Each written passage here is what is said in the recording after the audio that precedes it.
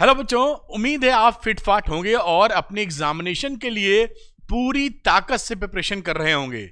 आज जैसा कि आपकी डिमांड थी, रिक्वेस्ट थी कि सर वन शॉट में एक ही झटके में सारे फॉर्मूलों का रिवीजन करा दीजिए सर, जो टर्म 2 में आने वाले हैं। तो जो आप चाह रहे हैं मैं पूरी ताकत से आपकी मदद कर रहा हूं। उम्मीद है इसमें मैं सफल होऊंगा। तो आज मैं डिस्कशन करूंगा ऑल चैप्टर फॉर्मूला रिवीजन की। फॉर्मूला रिवीजन वन शॉट, एक ही शॉट में हम लोग फॉर्मूला रिवीजन करेंगे एग्जाम की मोदी मिसाइल फिजिक्स टर्म 2 2021-22 यानी अभी जो आप एग्जामिनेशन दे रहे हैं, फॉर्मूला रिवीजन वन शॉट।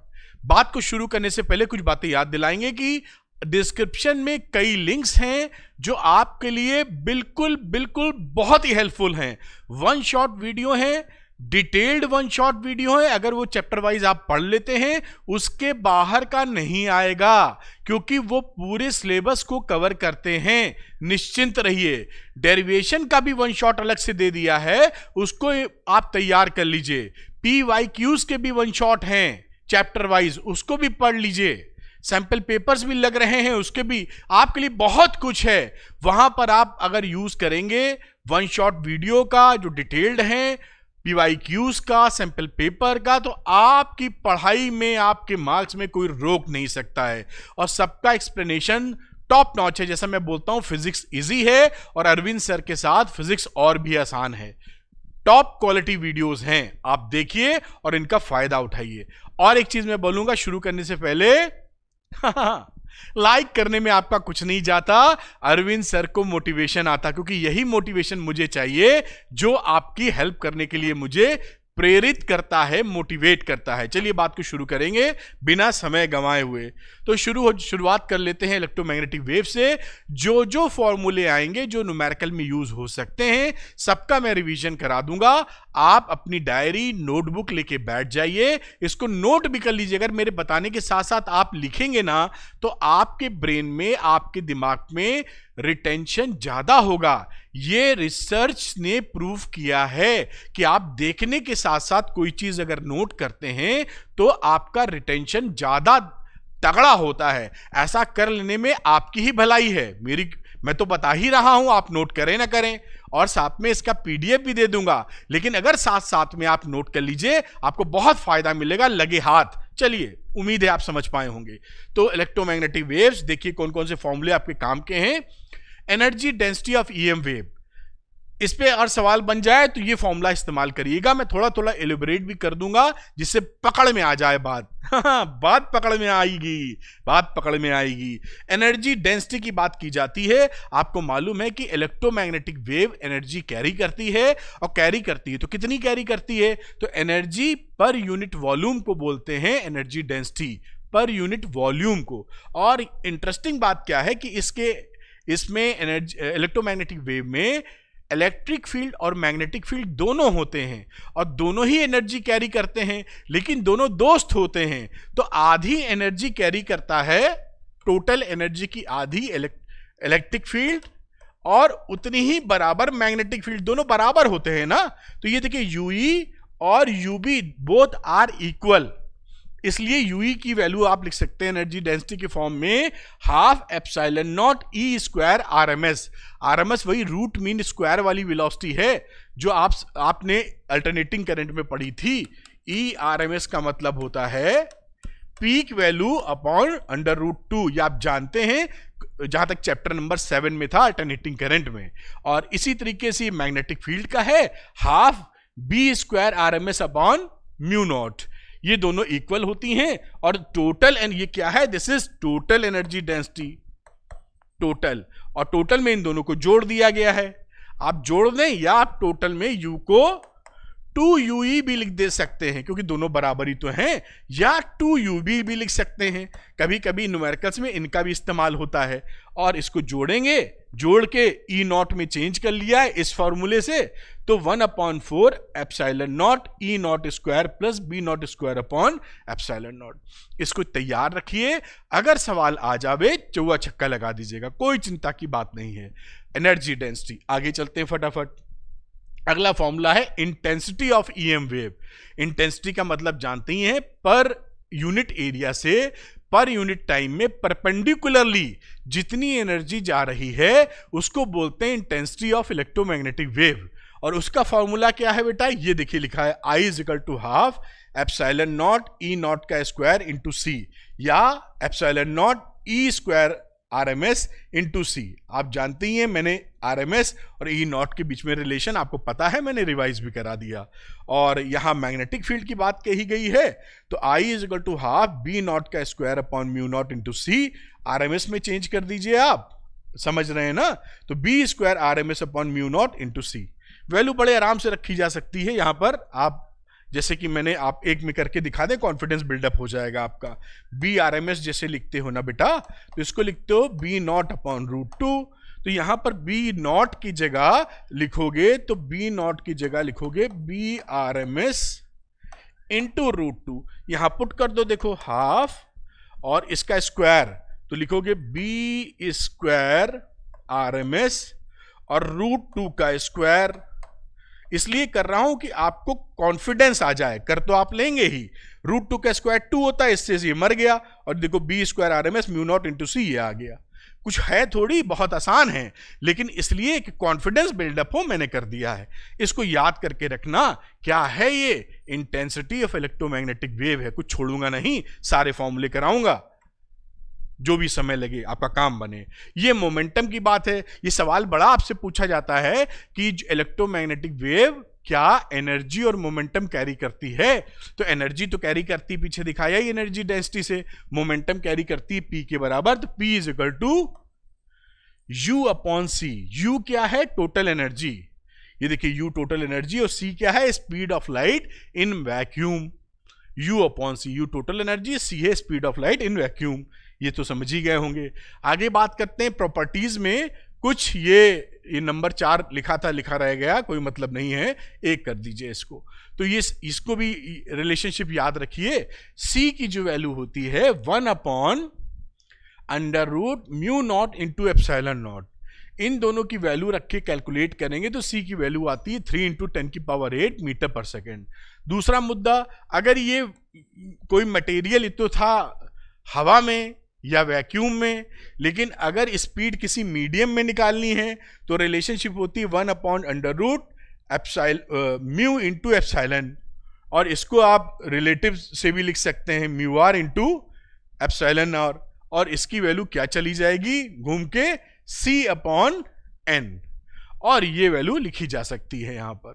अब ये काम आपका बन जाता है where N is the refractive index of the medium. इस तरीके से आप इसको पकड़ सकते हैं। एक कदम और आगे चलते हैं बेटा। ये देखिए एक और इंपॉर्टेंट प्रॉपर्टी रहती है, E naught upon B naught is equal to C. Basically C जो होता है वो E अपॉन बी के बराबर होता है कभी भी, तो E naught upon B naught के बराबर भी हो जाएगा। ये भी बड़ी जगह इस्तेमाल होता है, तो it's E naught upon B naught is equal to C, या 1 upon under root epsilon naught into ये म्यू नॉट, इसकी वैल्यू लिखी जा सकती है। तो दीज आर सम फॉर्मूलाज। इसके आगे तो मेरे ख्याल से शायद है नहीं। तो इतने फॉर्मूले हैं जो पहले चैप्टर से, जिनमें छोटे मोटे न्यूमेरिकल बन सकते हैं, है ना। आप बिल्कुल इसको रिवाइज कर लीजिए, आपका काम बन के ही रहेगा। अब चलते हैं रे ऑप्टिक्स में, और उसके फॉर्मूले क्या है उसको भी फटाफट रिवाइज करेंगे, जिससे आपका समय ना वेस्ट हो और रिवीजन बढ़िया हो। जैसा मैंने बोला था, इन फॉर्मूलों को एक बार आप रिवीजन जरूर कर लीजिएगा। मैं एक बार फोटो फटाफट दिखा देता हूं आपको फिर से एक बार, इसी चैप्टर वाइज की, जिससे आपका याद ताजा हो जाए। देखिए एक फॉर्मूला था ये, आप याद ताजा कर लीजिए, और नोट डाउन कर रहे हैं तो फटाफट नोट कर लीजिए, स्क्रीनशॉट ले लीजिए, जो भी आप बोलते हैं। और दूसरा फॉर्मूला था बेटा ये, स्क्रीनशॉट कर ले लें या याद ताजा कर लें, इंटेंसिटी का लिख लें, मेरा तो यही कहना है। तीसरा फॉर्मूला था ये मोमेंटम वाला, वही सब कर लें, स्क्रीनशॉट या नोट डाउन कर रहे होंगे। फिर अगली बातचीत इसकी की गई, फिर अगली बातचीत बेटा इसकी की गई, और उसके एक कदम और आगे चलते हैं और हम लोग पहुंच गए अब अगले चैप्टर पे रे ऑप्टिक्स पे आइए इसकी बात करते हैं। अब इसमें देखिए ये जानते हैं लॉज ऑफ रिफ्रैक्शन, तो स्नेल्स लॉ आपको पता है तो कोई विशेष बात नहीं, बहुत सालों से क्लास 10th से ही आप जानते हैं, या उससे पहले से sine i upon sine r is equal to 1/1 mu two, sine i upon sine r is equal to 1 mu two refractive index of second medium with respect to first medium. ये आपको पता है तो विशेष फॉर्मूला है नहीं, इतना तो आप पिछले वाली क्लास से पढ़ते आ रहे हैं। दूसरा फॉर्मूला है in terms of speed of light, ये जरूर याद रखें। ये देखिए बेसिकली इन जनरल ये फॉर्मूला आपको याद होना चाहिए कि रिलेटिव रिफ्रैक्टिव इंडेक्स की बात की जाए 1 म्यू टू यानी refractive index of second medium with respect to 1 v1 upon v2। तो रिफ्रैक्टिव इंडेक्स की डेफिनेशन तीन तरह से दी जाती है, पुरानी वाली होगी स्नेल्स लॉ, ये वेलोसिटी के टर्म में 1 mu two is equal to v1 upon v2 आप देख पाए। अब आ जाएगी दूसरी वे, और अगर स्पीड ऑफ लाइट इसमें पहला मीडियम वैक्यूम अगर है तो म्यू रिफ्रैक्टिव इंडेक्स है ये मटेरियल का, अगर यहां पहला वाला कुछ नहीं लिखा है तो इसका मतलब है कि विथ रिस्पेक्ट टू एयर है, विथ रिस्पेक्ट टू वैक्यूम है, जिसे एब्सोल्यूट रिफ्रैक्टिव इंडेक्स बोलते हैं। Absolute refractive index, absolute refractive index का मतलब क्या होता है कि पहला मीडियम एयर है या वैक्यूम है। रिलेटिव का मतलब वो एयर वैक्यूम नहीं है, पहला मीडियम कुछ और है, बस इसे रिलेटिव बोला, इसे एब्सोल्यूट मिला। ये भी 10th में पढ़ चुके हैं वैसे आप अगर याद हो तो। खैर mu two is equal to C upon V, ऊपर स्पीड आ गई वैक्यूम वाली, नीचे वेलोसिटी इन द मीडियम, बात खत्म। अगले की बात करते हैं। नोट, अगर आप नोट कर रहे होंगे तो बड़ा अच्छा काम कर रहे हैं, आपको बहुत फायदा हो जाएगा, दिमाग में छपेगा आपके, गुड अगर ऐसा कर रहे हैं। अब यह refractive index in terms of wavelength, ये बड़ा इंपॉर्टेंट है, आपके एग्जाम में बच्चों ना ये पूछा भी जाता है, क्वेश्चन पूछ लेते हैं इन टर्म्स ऑफ वेवलेंथ का फॉर्मूला लिख दीजिए। न्यूमेरिकल तो बात की बात है। तो भाई ये फॉर्मूला सबसे बेहतर फॉर्मूला है, ये वैक्यूम के सेंस में है, ये मीडियम के सेंस में है। रिलेटिव रिफ्रैक्टिव इंडेक्स मतलब refractive index of medium two with respect to 1, तो लेमडा के टर्म्स में लेमडा 1 अपॉन लेमडा 2। वेलोसिटी वाला पीछे था v1 अपॉन v2, उसी तरीके से लेमडा 1 अपॉन लेमडा 2, बात आसानी से समझ में आ जाती है। और अगर ये केवल म्यू टू लिखा है, एब्सोल्यूट रिफ्रैक्टिव इंडेक्स है, तो lambda in vacuum upon lambda in the medium, ये कहानी इसकी हो गई। ये लेमडा लेमडा 1 का मतलब क्या हुआ, लेमडा इन मीडियम 1, और लेमडा 2 का मतलब लेमडा इन मीडियम 2, मीडियम है ना। और यहां क्या है, यहां है lambda in vacuum upon lambda in medium, क्योंकि ये एब्सोल्यूट है, रिलेटिव है, समझ गए होंगे। एक कदम और आगे चले जाते हैं हम लोग। अब ये प्रिंसिपल ऑफ रिवर्सिबिलिटी, मतलब रिवर्सिबिलिटी में ये था कि जिस डायरेक्शन से फॉलो कर पाथ को फॉलो करती है लाइट, उसी से वापसी करती है, अगर हम वापसी करा पाए तो ठीक। तो इसमें ये देखिए 1 म्यू टू इंटू 2 म्यू 1 अगर हम मल्टीप्लाई करा दें, 1 म्यू 2 है, उसी का उल्टा है 2 म्यू 1, तो इसका मल्टीप्लिकेशन 1 होता है। और इसी फॉर्मूले से हम ये बड़ा अच्छा फॉर्मूला निकाल लेते हैं और खूब धमक के धचेड़ के इसका इस्तेमाल करते हैं। मतलब अगर कहीं 1 म्यू 2 लिखा है तो is equal to 1 upon 2 mu 1 लिखा जा सकता है। थोड़ा और अगर मान लीजिए a म्यू g लिखा है तो इसको हम क्या लिख पाएंगे, क्या refractive index of glass with respect to air, तो इसको हम लिख सकते हैं 1 अपॉन, उल्टा लिख गए, 1 अपॉन जी म्यू ए, तो refractive index of air with respect to glass, इसी का उल्टा 1 अपॉन करके लिखा जा सकता है। This is very important. Important क्या है, मतलब ये नहीं आएगा तो कबाड़ा ही हो जाएगा। इंपॉर्टेंट बोलना ही नहीं है, मतलब शरीर के लिए पानी जरूरी है तो रिफ्रैक्टिव इंडेक्स वाले सवालों के लिए जरूरी है। क्या एग्जाम्पल है। खैर इसको याद रखिए, कुल मिला के आप समझ गए होंगे, तो इसको मालूम होना चाहिए। एक कदम और आगे चलते हैं। अब यहां देखिए refractive index through a combination of media. अब कभी कभी जो रिफ्रैक्शन होता है ना, उसमें एक मीडियम से ज्यादा मीडियम होते हैं। जैसे यहां पर देखिए, कोई कलर बदले नहीं, दिखेगा नहीं आपको, ऊपर हवा है, हवा, और फिर है H2O यानी वाटर, थोड़ी केमिस्ट्री सेंस में हम भी बोल रहे हैं, आती नहीं है केमिस्ट्री वैसे हमको, है ना। ग्लास है ये, है ना, और ये है नीचे फिर एयर, तो ऊपर एयर है, फिर ये वाटर है, फिर ग्लास है, फिर ये एयर है। तो इसमें हो गया ना कचड़ पचड़ कई सारे मीडियम। तो रिफ्रैक्शन है बहुत सारे मीडियम से, 3 2 जो भी मीडियम है, तो इतने मीडियम से, मल्टीपल मीडियम से अगर रिफ्रैक्शन है बच्चों, तो अगर साइक्लिक ऑर्डर में हम मल्टीप्लिकेशन कर देते हैं तो इनकी वैल्यू 1 हो जाती है। मतलब देखिए रिफ्रैक्टिव इंडेक्स ऑफ मीडियम 2, या ऐसे लिख दीजिए, refractive index of medium 2 with respect to 1 into refractive index of medium 3 with respect to 2 into refractive index of medium 1 with respect to 3। ये देखिए साइक्लिक ऑर्डर में 2 का 1 से, फिर 3 का 2 से, फिर 1 का 3 से, इन सब का मल्टीप्लिकेशन 1 आ जाता है। इससे फायदा क्या होता है, इससे हमको एक बड़ा सॉलिड फॉर्मूला मिल जाता है। सॉलिड फॉर्मूला कैसे मिल जाता है कि अगर हमको कहीं लिखा हो 1 म्यू 2,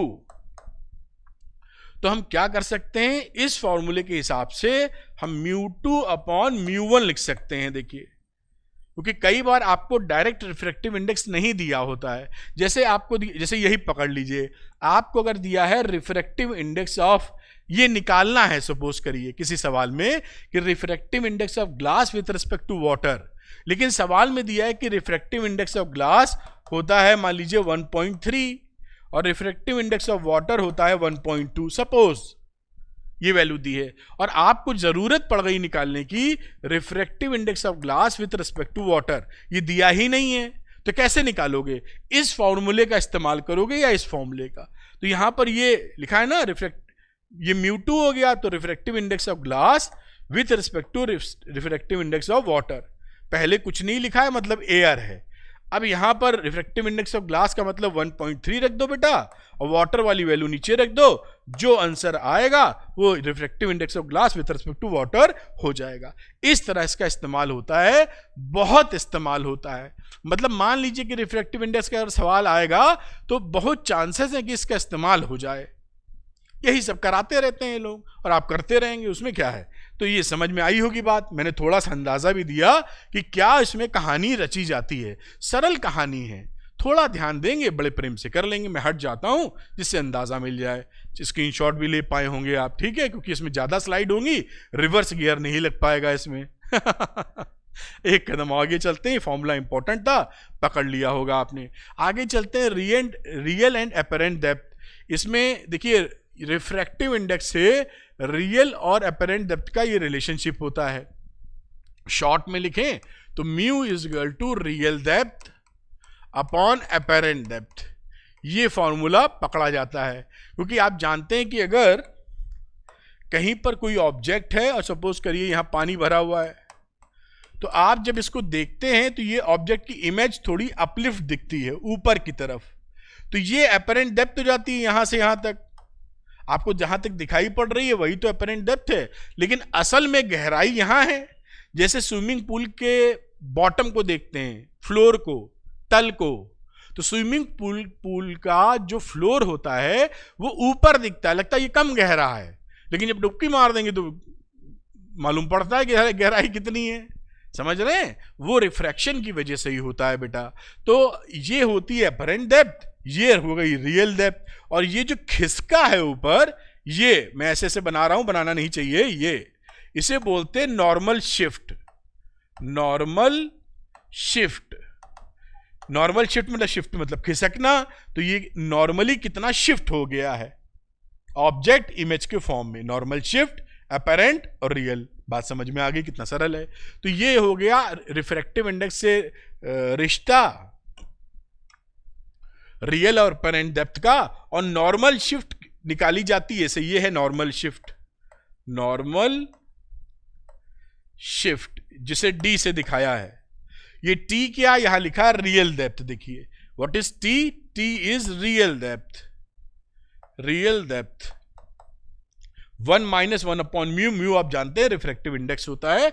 इस फॉर्मूले को नॉर्मल शिफ्ट निकालने के लिए इस्तेमाल किया जाता है। और कभी मान लीजिए बहुत सारे यहां पे मीडियम हो, नीचे पानी है, ऊपर ऑयल है, पेट्रोल डाल दिया, पेट्रोल बड़ा महंगा है, चलो कोई किसी का ऑयल डाल दिया सस्ता वाला या कोई और चीज पड़ी है, 3-4 आइटम पड़े हुए हैं, तो उसमें रिफ्रैक्शन होगा, तो अलग अलग तरीके से इसको जोड़ा जा सकता है। ये उसके लिए, मल्टीपल के लिए, ठीक, इस तरह से काम हो जाएगा। फॉर्मूला समझ पाए होंगे आप। ठीक, आगे चलते हैं। अब ये वेरी इंपॉर्टेंट भाई, जितना कहो उतना कम, एक और भी लगाना पड़ जाएगा। ये relation between critical angle and refractive index. Critical angle वाकई क्रिटिकल है क्रिटिकल नहीं, इंपॉर्टेंट है मतलब। तो क्रिटिकल एंगल और रिफ्रैक्टिव इंडेक्स में रिश्ता है। तो ये रिश्ता क्या कहलाता है एक नाटक वाटक शायद आता है। ये यहां पर ये पड़ रही है इंसिडेंट रे, ये एंगल है क्रिटिकल एंगल, जिसे आईसी कह सकते हैं।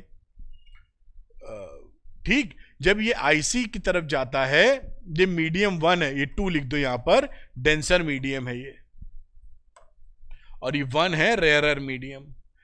आप जानते ही हैं कि टीआईसी, टोटल इंटरनल रिफ्रैक्शन, तभी होता है जब डेंसर से रेयरर मीडियम में रह जाए, और अगर आईसी के बराबर है तो ये इधर से निकल जाती है रे बाउंड्री से, जिस समय आर उसका 90 डिग्री होता है। तो मैं डराइव तो कर नहीं रहा हूं यहां, तो आप समझ पाए होंगे इस समय रिश्ता क्या होता है, 2 म्यू आई करके निकालते हैं, और ये रिलेशन बनता है। म्यू किसका है, डेंसर मीडियम का। ठीक है, समझ पाए हैं। तो म्यू डेंसर मीडियम का, या म्यू2 लिख देना चाहिए जो लिखा है। ठीक, mu two is equal to 1 sine IC. ये फॉर्मूला बड़ा इंपॉर्टेंट है क्रिटिकल एंगल के सवालों में या टीआईआर के सवालों में। ये ना लगे इसकी संभावना लगभग नहीं है, लग के रहेगा ये। ठीक, तो mu is equal to 1 sine IC. Sine IC क्या है, आईसी क्या है, क्रिटिकल एंगल। म्यू है refractive index of medium, denser medium with respect to rarer medium. बात समझ में आ गई, वेरी इंपॉर्टेंट। ठीक है साहब, एक कदम और आगे चलते हैं। अब ये देखिए, refraction at a convex spherical surface. अब ये कॉन्वेक्स हो चाहे कॉनकेव हो, कॉन्वेक्स क्यों बोल रहे हैं, देखिए कॉन्वेक्स ऐसे कि ये सरफेस कॉन्वेक्स है, देखिए ऐसे ही सरफेस है, शीशा है पूरा भरा हुआ। तो कॉन्वेक्स के केसेस में 4 केस बन जाते हैं, क्योंकि यहां पर यह बात ध्यान देनी होती है कि रे हमारी रेयरर टू डेंसर मीडियम में जा रही कि डेंसर टू रेयरर। ये बाहर रेयरर मीडियम है, अंदर डेंसर मीडियम है। रे जा रही है ऐसे, तो रेयरर टू डेंसर जा रही है। यहां भी देखिए, ये रेयरर है, ये डेंसर है, रे जा रही है रेयरर टू डेंसर। ये यहां पर देखा जाए, अगर हम लोग यहां देखने की बातचीत करें तो यहां देखेंगे this is denser, this is rarer. ये जो ऑब्जेक्ट यहां रखा है तो रे जा रही है डेंसर टू रेयरर। ये क्यों बता रहा हूं, जैसे अप्लाई कर पाए फॉर्मूला। ये डेंसर, ये रेयरर, ऑब्जेक्ट यहां है, रे जा रही है डेंसर से रेयरर। तो यह 4 केसेस हैं। किस मामले में, कॉन्वेक्स में। तो यहां जो आपको ध्यान रखना है कि रे कहां से कहां जा रही है, बाकी मैं तिकड़म कुछ नहीं कर रहा हूं, कि रेयरर से डेंसर जा रही है या डेंसर से रेयरर। सब में रियल वर्चुअल के 2 केस हैं, रेयरर से डेंसर में 2 केस, डेंसर से रेयरर 2 केस, इसलिए 4 केस बन गए हैं।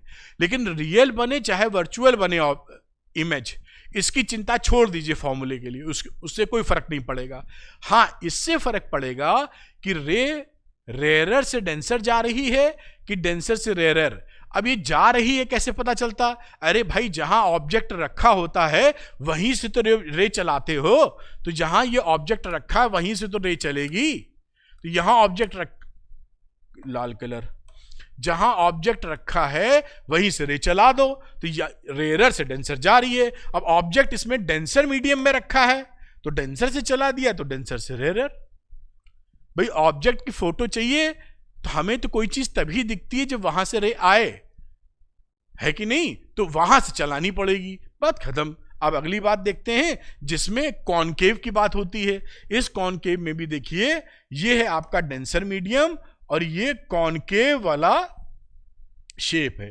क्यों एलेबरेट कर रहा हूं, क्योंकि फॉर्मूला अप्लाई अच्छे से कर पाए।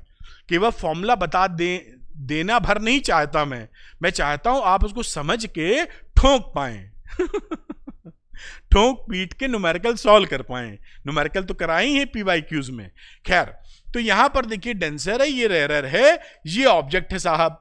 तो ऑब्जेक्ट से रे चलानी है, हर जगह ये चलाई। अब तुम बताओ ना कहां से कहां रे जा रही है। अरे सबको पता चल चुका है, तुमको भी लिखो कमेंट में, पता चल रहा है कि नहीं, बोलो कहां से कहां जा रही।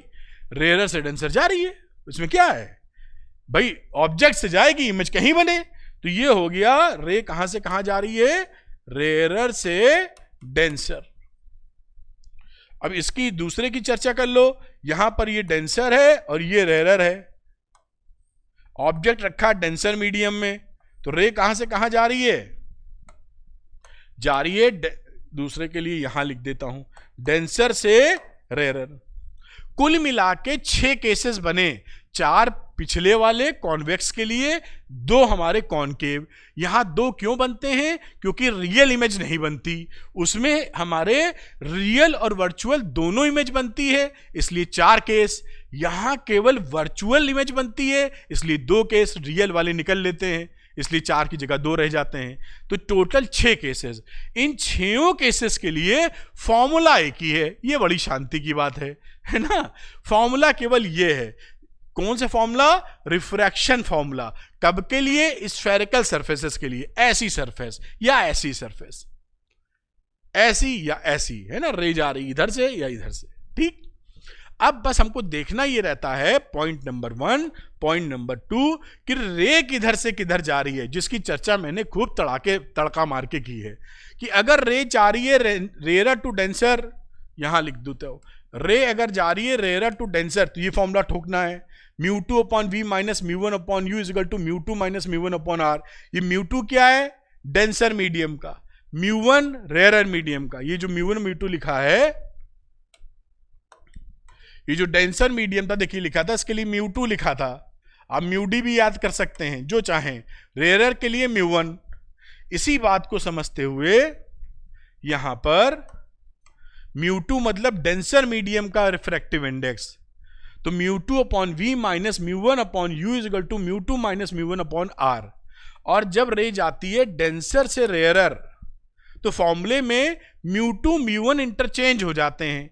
तो देखिए μ1 μ2 की स्थानों की अदला बदली हो गई, μ1 आ गया इधर, μ2 उधर, तो μ1 आ गया इधर, μ1 upon v minus μ2 upon u, और यहां भी अदला बदली, μ1 माइनस μ2 अपॉन r।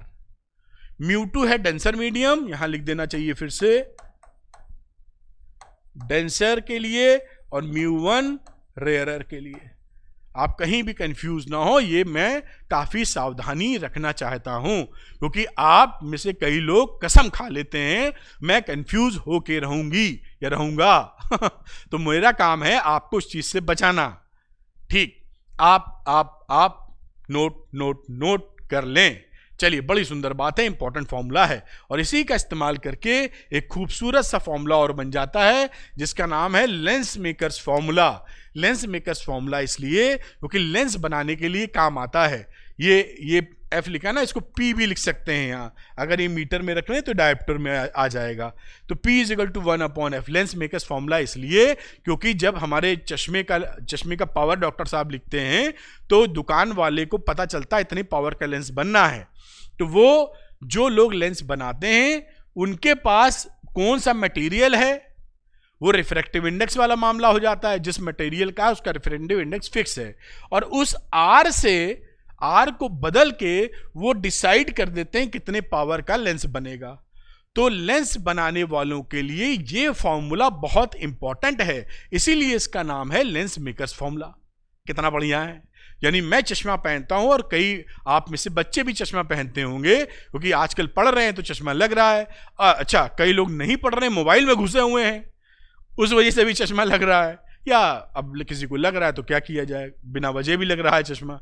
खैर, तो ये फॉर्मूला है 1 upon F is equal to μ2 minus μ1 upon μ1, 1 upon R1 minus 1 upon R2।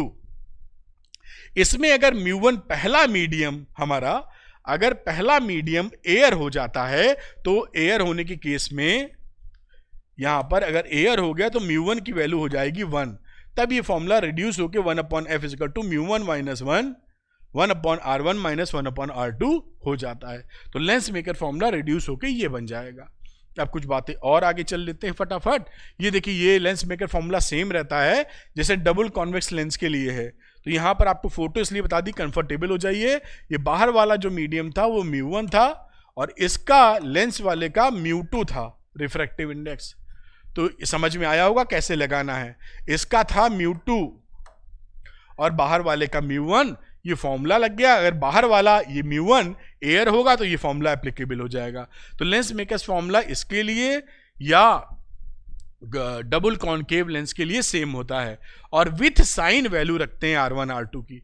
अब जैसे समझ R1 की वैल्यू यहां लोगे, ये मान लो R1 लिया आपने, तो R1 का साइन, क्योंकि रे आ रही है इधर, तो R1 इधर नापोगे तो R1 विल बी निगेटिव, इसकी वैल्यू -R ले लेना। और इसका ये रहा आपका R2, इसका कर्वेचर इधर है तो ये +R आ जाएगा अगर दोनों सेम इक्वी कर्वेचर के हैं तो, ठीक है, क्योंकि इसका डिस्टेंस इधर नाप रहे हो तो ये प्लस में आ जाएगा इसी रे की दिशा में, इसकी उल्टी दिशा में तो -R।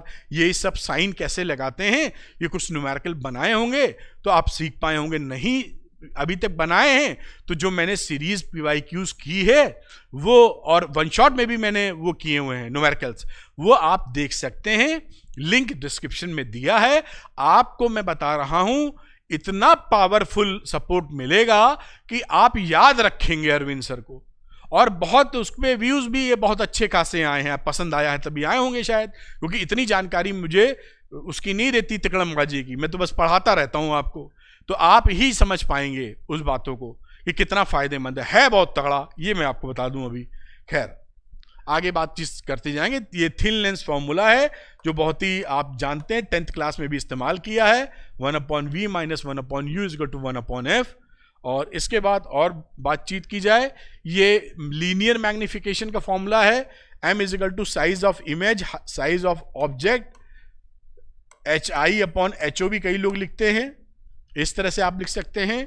और लीनियर मैग्निफिकेशन को m = v/u भी दिखाया जा सकता है। ये भी फॉर्मूला क्लास 10th में आपने पढ़ा था, मुझे पूरी उम्मीद है कुछ ना कुछ याद होगा, याद तो सभी होना चाहिए, लेकिन चलो जो याद है बड़ी अच्छी बात है। ये लीनियर मैग्निफिकेशन के कुछ इंटरप्रिटेशंस रहते हैं।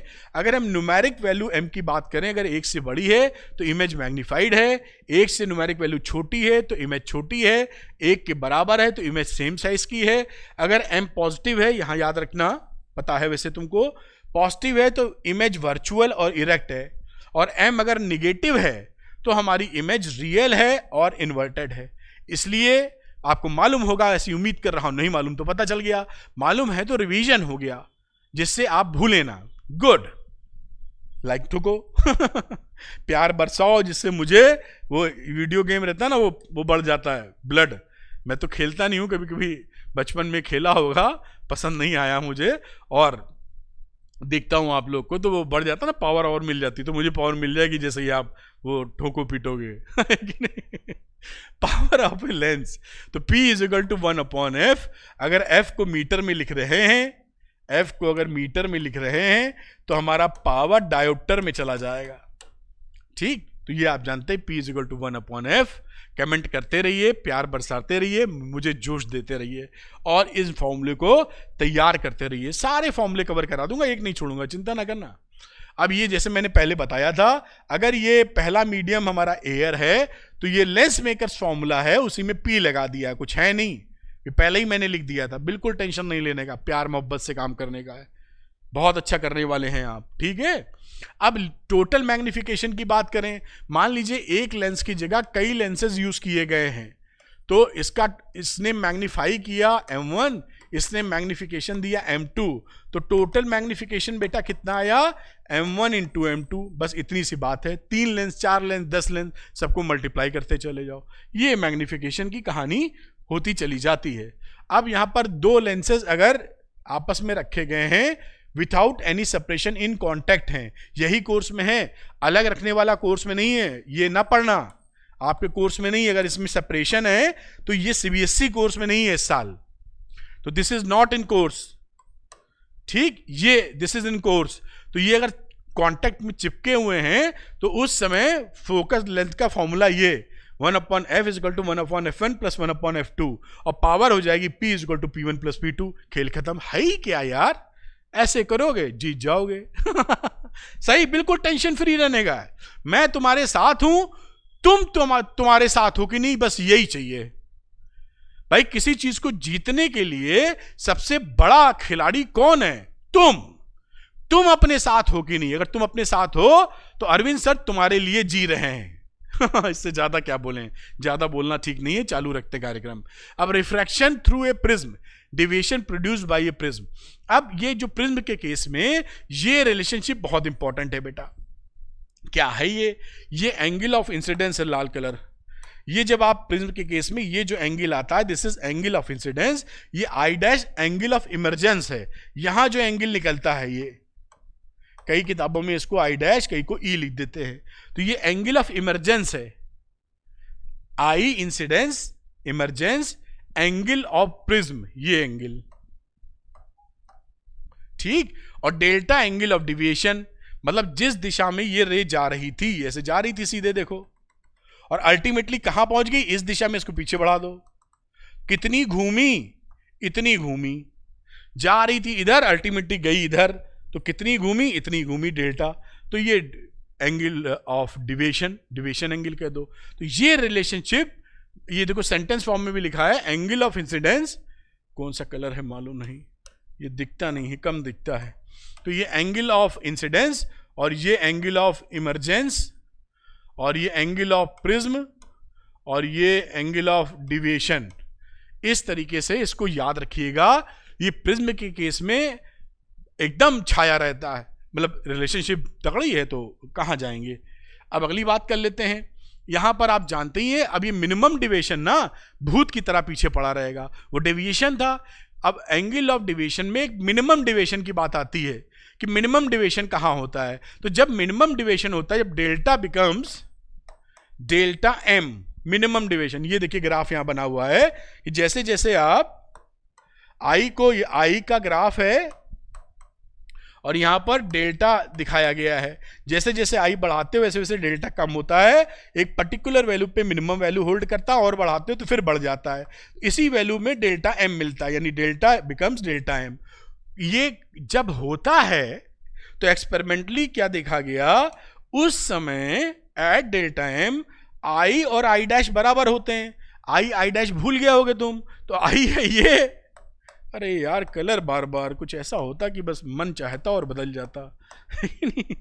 आई और आई डैश, यानी एंगल ऑफ इंसिडेंस और एंगल ऑफ इमरजेंस दोनों बराबर होते, और ये आर और आर डैश ये भी बराबर होता है। थोड़ा गाढ़ा कर रहा हूं, ये आर और आर डैश भी बराबर होता, और ये ऐसे डॉट लगा देता हूं, पहचानने में आसानी है। ये दोनों एंगल यहां बराबर होते। तो ये दोनों कंडीशन कब होती है, जब delta becomes delta M. Minimum deviation की बात कर रहे हैं, एंगल ऑफ मिनिमम डिविएशन। ये पकड़ के रखना बहुत काम का है। आगे चलते हैं एक कदम और। अब यहां पर देखिए एक फॉर्मूला ये आ जाता है, इंपॉर्टेंट फॉर्मूला। तो mu is equal to sine A plus delta M upon 2 और साइन ए बाई 2। ये फॉर्मूला पकड़ के रखिए, सारी चीज पहचान रहे हैं। ये रिफ्रैक्टिव इंडेक्स है, इसका भी इस्तेमाल आप करते रहेंगे और भूलना है नहीं आपको इसका भी इस्तेमाल। और इसमें भी फॉर्मूले कई सवाल आते रहते हैं, इंपॉर्टेंट है, सवाल बनते हैं इस पे, तो आप समझ गए होंगे। अगला बात करते हैं हम लोग। अब ये जहां पर एंगल ए छोटा हो जाता है उस समय इसका भी इस्तेमाल कभी कभी कर लेते हैं। तो इन जनरल फॉर्मूला है, ये हर जगह वैलिड है, कोई कंडीशन नहीं, प्यार से लगाइए, हर जगह वैलिड है। अब कहीं कहीं क्या होता है, जब छोटे एंगल का प्रिज्म होता है, ए छोटा, तो ये फॉर्मूला भी चला देते हैं। ये कंडीशनल फॉर्मूला है, लिखा है ना prism of a small angle. तो जब स्मॉल एंगल का प्रिज्म होता है तो delta is equal to mu minus 1 into A चला दिया जाता है, और वो जो पहले लिखा था वो तो हर जगह चलेगा। ठीक, आगे की बात चलते हैं। अब यहां पर देखिए सिंपल माइक्रोस्कोप जब फाइनल इमेज डी पर बनती है, सिंपल माइक्रोस्कोप जब फाइनल इमेज डी पे बनेगी तो मैग्निफिकेशन का फॉर्मूला आपके सामने लिखा है। इमेज कहां है, इमेज एट डी, तब ये फॉर्मूला आपके चालू हालत में है, m is equal to 1 plus D upon F. इसको याद रखना होगा आपको, बड़े काम का फॉर्मूला है। जब सिंपल माइक्रोस्कोप इमेज इंफिनिटी पर है, इमेज कहां मैं बाजू में इसलिए लिख रहा हूं, जैसे आप तुरंत इससे कोरिलेट कर लें। तो इमेज एट इन्फिनिटी है तो m equal to D upon F, ये भी समझ में आती है बात।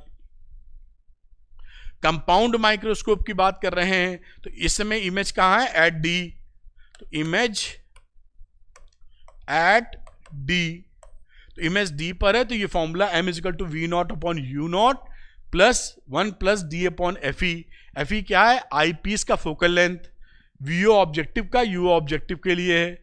ये देखिए ऑब्जेक्टिव का फोकल ऑब्जेक्टिव है, ये आई पीस है, आंख के पास वाला आई पीस, ऑब्जेक्ट के पास वाला ऑब्जेक्टिव, और ये m is equal to minus L upon F O 1 plus D upon F E. L क्या है मैंने लिख दिया है जिससे आपको कंफ्यूजन ना हो।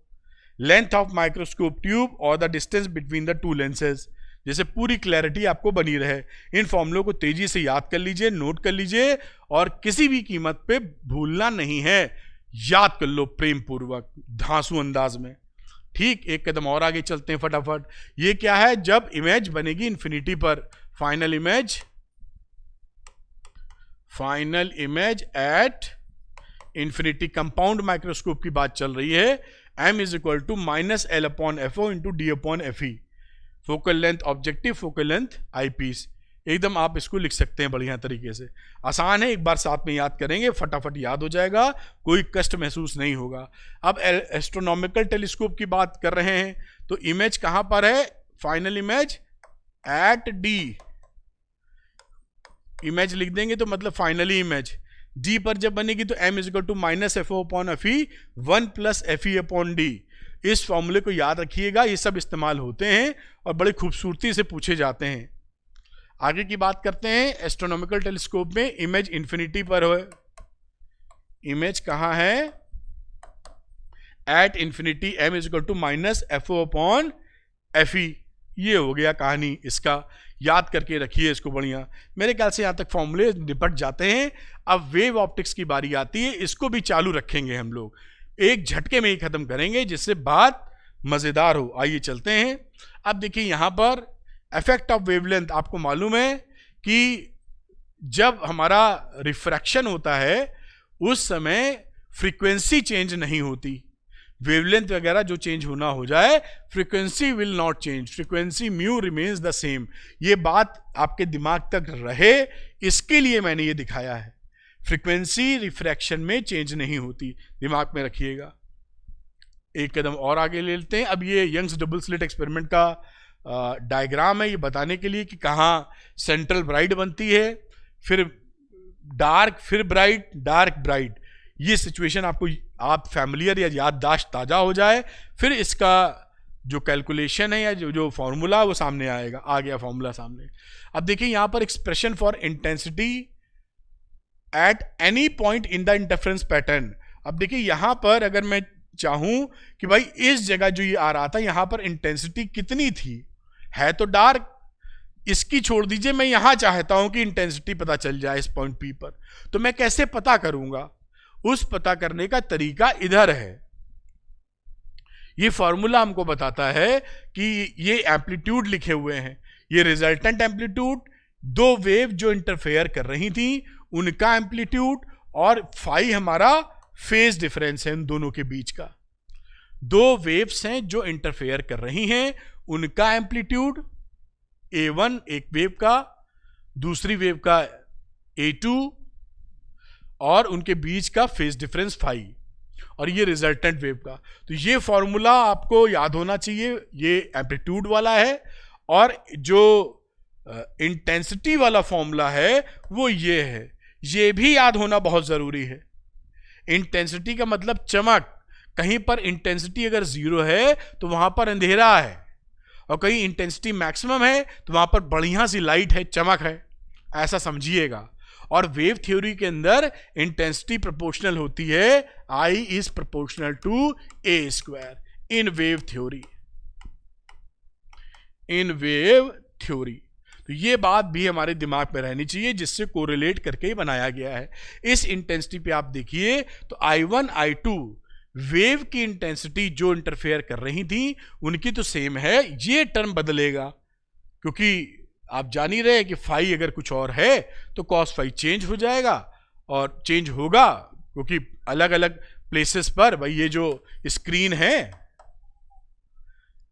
स्क्रीन पर अब यहां पर कितना है, यहां पर कितना है, यहां पर कितना है, उसके लिए ये इसको इंटरफेरेंस टर्म बोलते। तो ये इंटेंसिटी का फॉर्मूला, ये एम्पलीट्यूड वाला, ये ध्यान रखिएगा, ये बहुत इंपॉर्टेंट है इसमें। अब यहां पर आगे की बातचीत करें बेटा, तो यहां देखिए, अगर यहां पर अगर दोनों सोर्स की इंटेंसिटी सेम हो जाए, आपको मालूम है कि इस तरह की सिचुएशन हुआ करती थी। ये स्क्रीन था, ये S1 S2 सोर्स थे, यहां से पहले I1 I2 निकाल रहे थे। अगर हम यहां से I0 निकाल दें, यहां से I0, इंटरफेरेंस हो रहा होगा कहीं, है ना? तो I0 दोनों से इक्वल इंटेंसिटी निकलने लगे, तो उस समय हमारा I1 is equal to I2 is equal to I0 हो जाएगा, और ये जो फॉर्मूला है ये रिड्यूस होके ये बन जाता है। तो इसको भी आप याद कर लीजिएगा, क्योंकि कहां तक हम इसको सिंप्लीफाई करते फिरेंगे, टाइम वेस्ट करेंगे एग्जाम में। एग्जाम में तो हमें तो परफॉर्मेंस देनी होती है, रिहर्सल तो पहले करना होता है ना, प्रैक्टिस मतलब। तो इसी को इसको रिड्यूस कर सकते हैं। कैसे ये आता, वन शॉट में सब बताया है आपको, आप देखिए इससे कैसे आता है, अभी तो रिवाइज कर रहे हैं। तो इसको आप इस कंडीशन में ये फॉर्मूला रिड्यूस होकर ये हो जाएगा 4I0 cos स्क्वायर 5/2। 5 है phase difference between the two waves, और cos स्क्वायर 5/2 का मैक्सिमम वैल्यू क्या हो सकता है, 1। तो 4I0 इसका मैक्सिमम इंटेंसिटी होता है, तो फॉर्मूला बन जाता है दिस वन। तो कई बच्चों को ये मालूम नहीं, कई किताबों में छपा नहीं है, तो बच्चा कहता है किताब में तो लिखा नहीं है। अरे किताब में अगर नहीं लिखा तुम्हारी, तो हम लोग के पास टीचर और तुम मिलके समझ तो सकते हैं, क्योंकि ये समझने वाली बात है। तो इसको I is equal to I max cos square 5/2 लिखा जा सकता है, और I मैक्स की वैल्यू क्या है, 4I0। इस पे क्वेश्चन आ जाए तो इस तरीके से छक्का मार देना। समझ पाए होगे कंडीशन, दोनों से निकलने वाली इंटेंसिटी सेम है, सेम नहीं है तो ऊपर तो जनरल फॉर्मूला है ही। गुड गुड गुड क्या बात, ठीक, ये कहानी सेट हो जाती है। आइए एक कदम और आगे चलने की दिशा में बढ़ते हैं। अब कंस्ट्रक्टिव इंटरफेरेंस की बात है।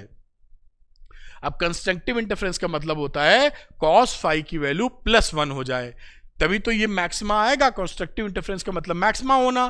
तो ये इंटेंसिटी I मैक्सिमम कब होगी, जब cos फाई मैक्सिमम हो। cos फाई मैक्सिमम मतलब +1। अब ये +1 कब कब होता है, ये वैल्यू यहां रखी गई है। फेज डिफरेंस का मतलब फाई एंगल, वो इवन मल्टीपल ऑफ पाई हो, है ना। ये देखिए इवन मल्टीपल में लाल कलर लेना पड़ेगा। ये आप फेज डिफरेंस देखें तो ये देखिए इवन मल्टीपल ऑफ पाई हो, और पाथ डिफरेंस की बात करें तो इंटीग्रल मल्टीपल ऑफ लेमडा, ये n पाई। जैसे इवन मल्टीपल लिख रहे हैं, अगर मैं इसी के सामने लिखूं तो यहां पर लिख सकता हूं मैं, देखिए 2n पाई, और यहां बात करूं तो n लेमडा। यहां पर मैंने एक लाइन जबरदस्ती लिखी हुई है, path difference even multiple of lambda by 2। इसका कारण है क्योंकि आपको याद रखने में आसानी हो, मैं इसको ऐसे बढ़ा के लिखता हूं 2n into lambda by 2। Basically यही चीज है, 2 से 2 कट जाएगा, लेकिन याद रखने में आसानी होती है, भी आपको दिखाता हूं। अब चलते हैं, ये हो गया क्या, कंस्ट्रक्टिव इंटरफेरेंस। तो कंस्ट्रक्टिव इंटरफेरेंस कहां कहां होगा, जब फेज एंगल होगा 2n pi, even multiple of pi, और पाथ डिफरेंस होगा even multiple of lambda by 2। ऐसे ही याद रख लो। अब यहां पर या n लेमडा, और जब डिस्ट्रक्टिव इंटरफेरेंस की बातचीत होगी बेटा, ये जो लिखा है डिस्ट्रक्टिव इंटरफेरेंस, तो cos फाई की वैल्यू होनी चाहिए मिनिमम वैल्यू कितनी होती है, -1। जब आप -1 वैल्यू रख दोगे तो यहां देखिए पाथ डिफरेंस, फेज डिफरेंस कितना आ जाएगा, 2n - 1 into pi, odd multiple of pi. Path difference 2n - 1 into lambda by 2, odd multiple of pi by 2।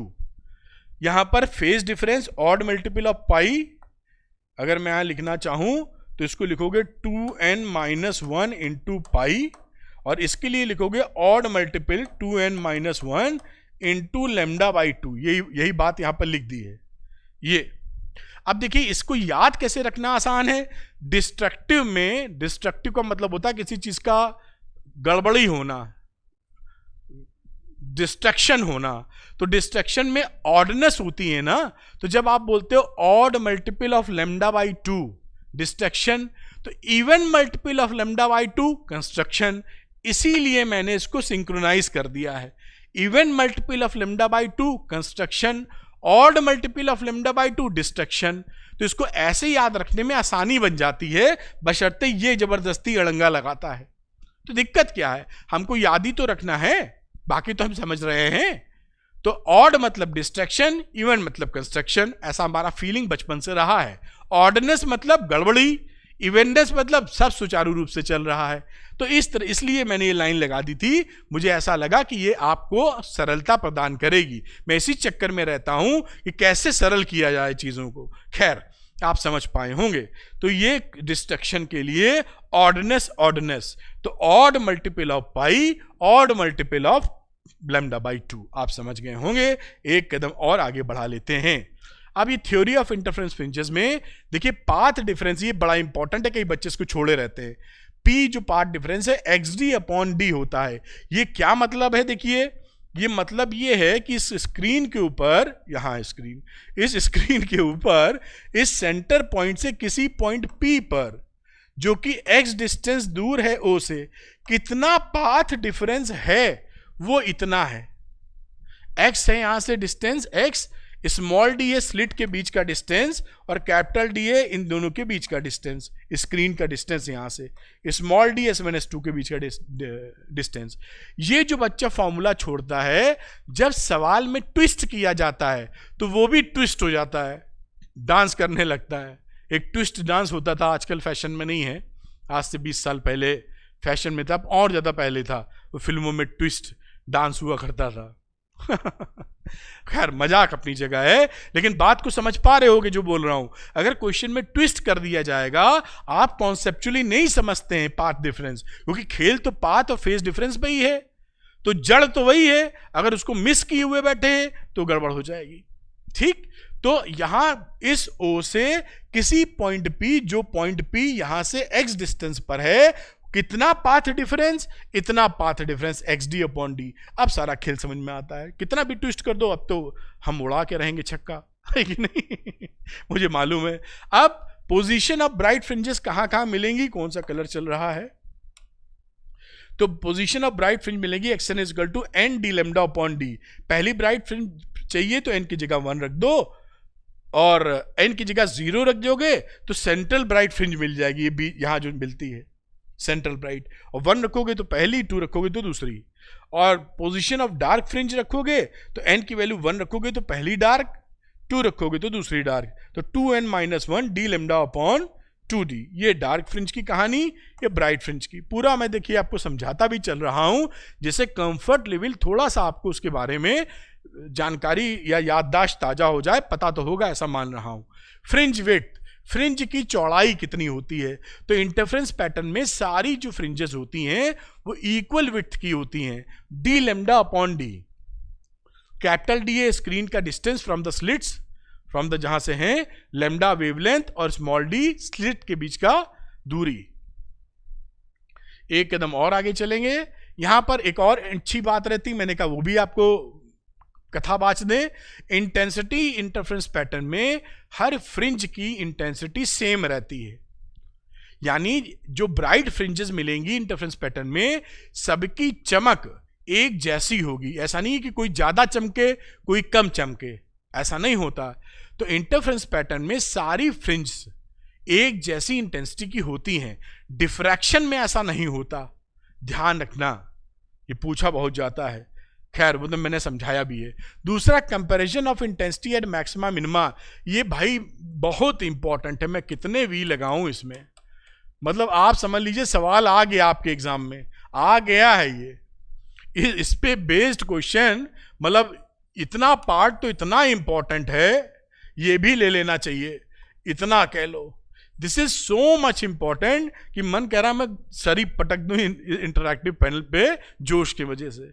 मजाक करना मेरी फितरत है, लेकिन आप समझ पा रहे होंगे मैं क्या बोलना चाह रहा हूं। ये समझ लीजिए कि क्वेश्चन आपके एग्जाम में छपा मिलेगा आपको, ये ऐसा मुझे अंदर से लग रहा है, और लग रहा है तो अक्सर हो जाता है ऐसा, मैं बता रहा हूं आपको, क्योंकि वो मेरे दिमाग में इतना चलता रहता है, इतना पढ़ते लिखते रहते हैं आपके साथ, कि बिल्कुल मुझे आभास हो जाता है। तो आप समझ लीजिए इस पे क्वेश्चन आएगा, ऐसा समझ लीजिए।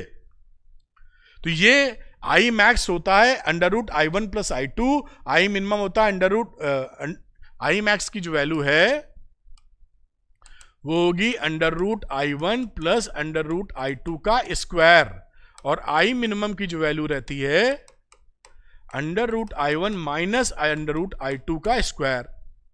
ठीक, अब कैसे होती है ये सब मैंने समझाया है वन शॉट में, अभी समझाएंगे तो वही चीज रिपीट हो जाए, कोई मतलब नहीं, फिर रिवीजन क्या रहा, 3 घंटे का वीडियो बन जाएगा ये।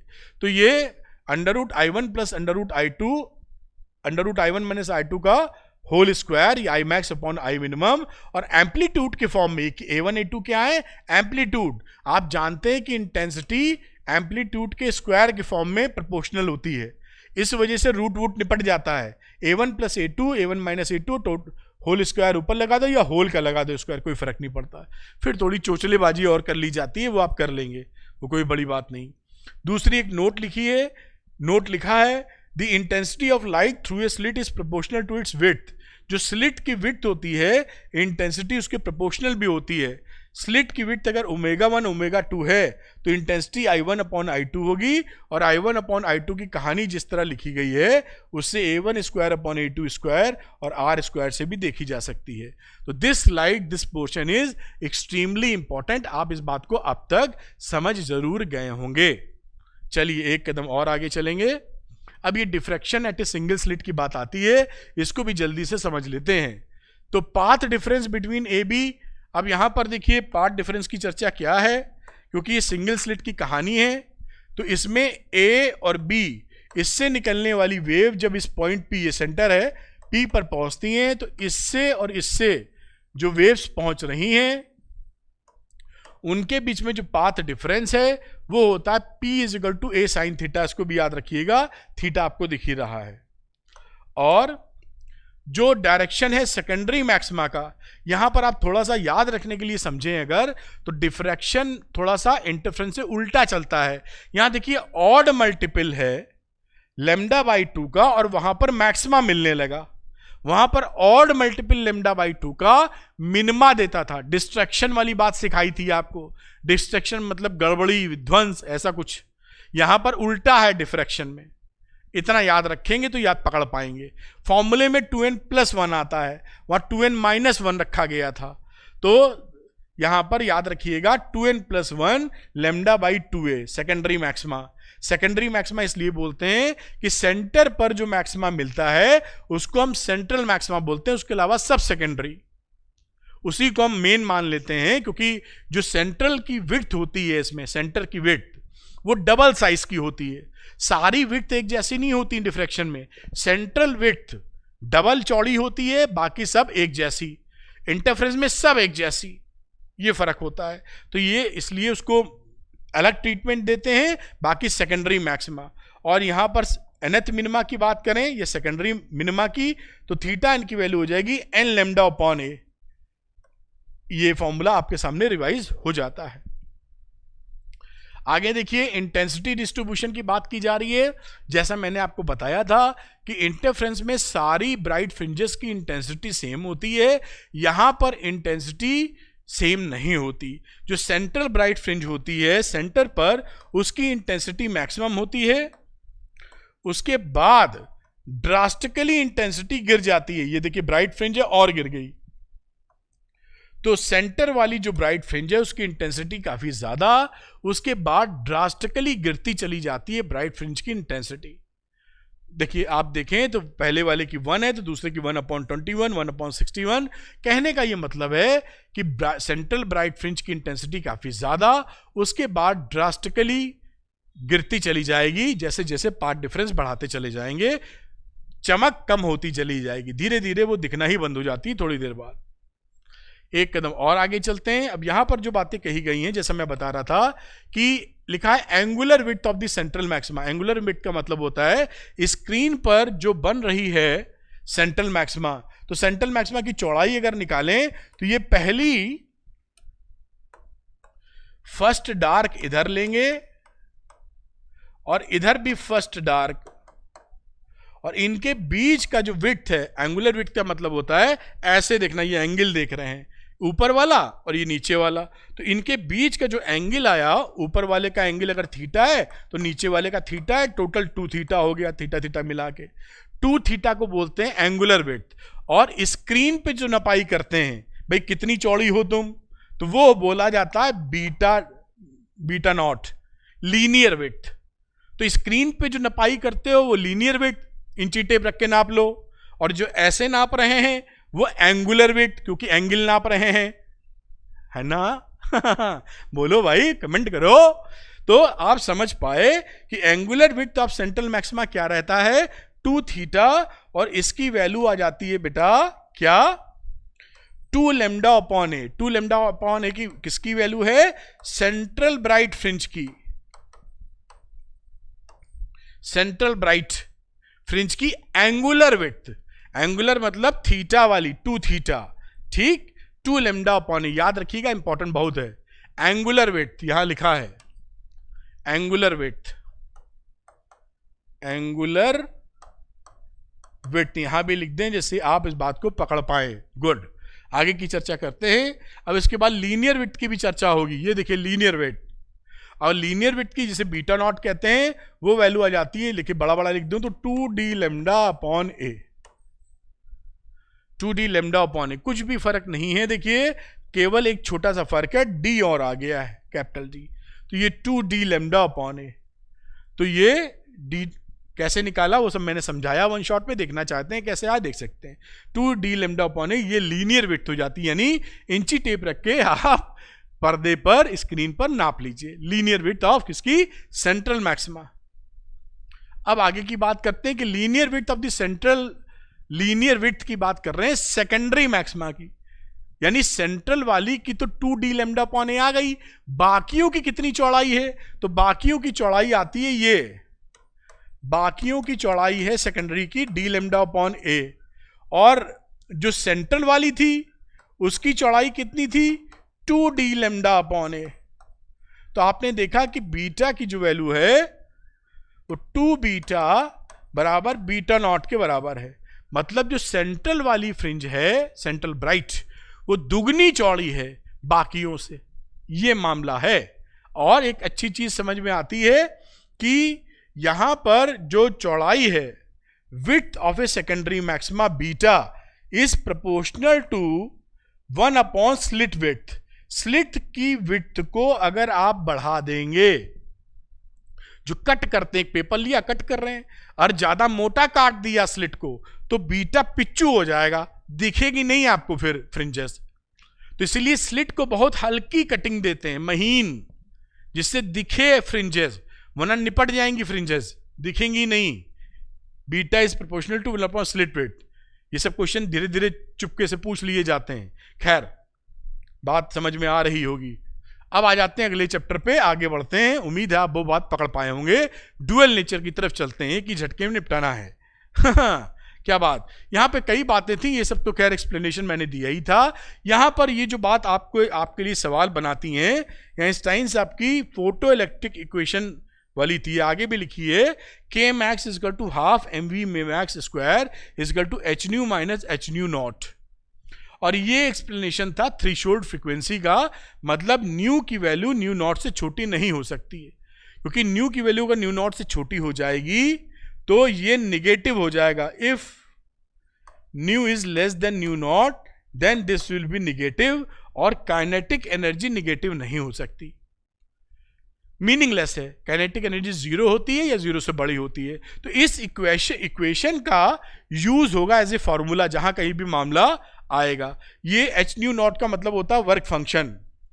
तो what is this, this is phi naught या डब्ल्यू नॉट भी लिख सकते हो। ये वर्क फंक्शन है। एच न्यू जो आपने इंसिडेंट रेडिएशन डाला है, फोटोन की एनर्जी, और ये half M V max square maximum kinetic energy है जो इलेक्ट्रॉन लेके निकला है। यहां पर इसको हम के मैक्स को एक चीज और बता दूं, आप E इंटू वी नॉट भी लिख सकते हो। इलेक्ट्रॉन अगर फोटो इलेक्ट्रॉन निकलता है, वी नॉट यहां पर होता है स्टॉपिंग पोटेंशियल, स्टॉपिंग पोटेंशियल, यही चीज इसमें लगती है बस।